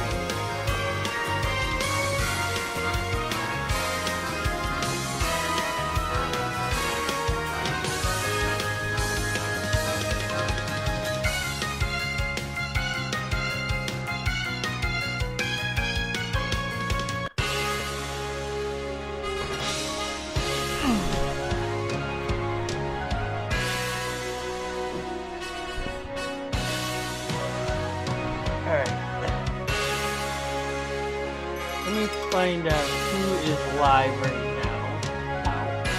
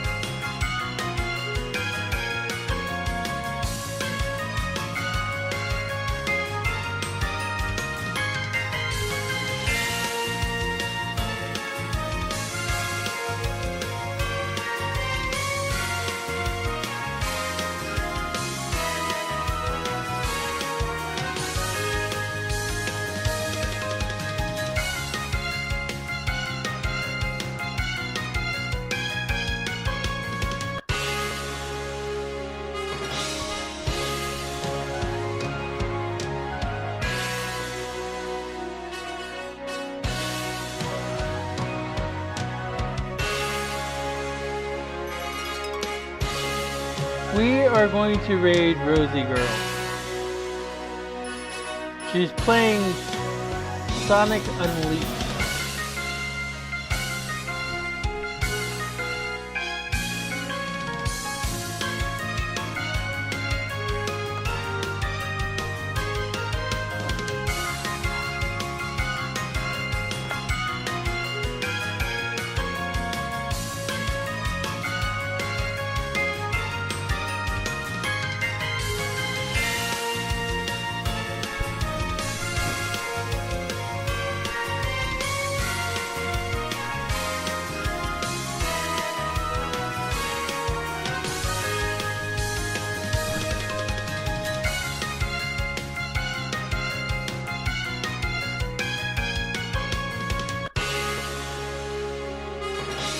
Alright, go give her a like and a subscribe, and we are out.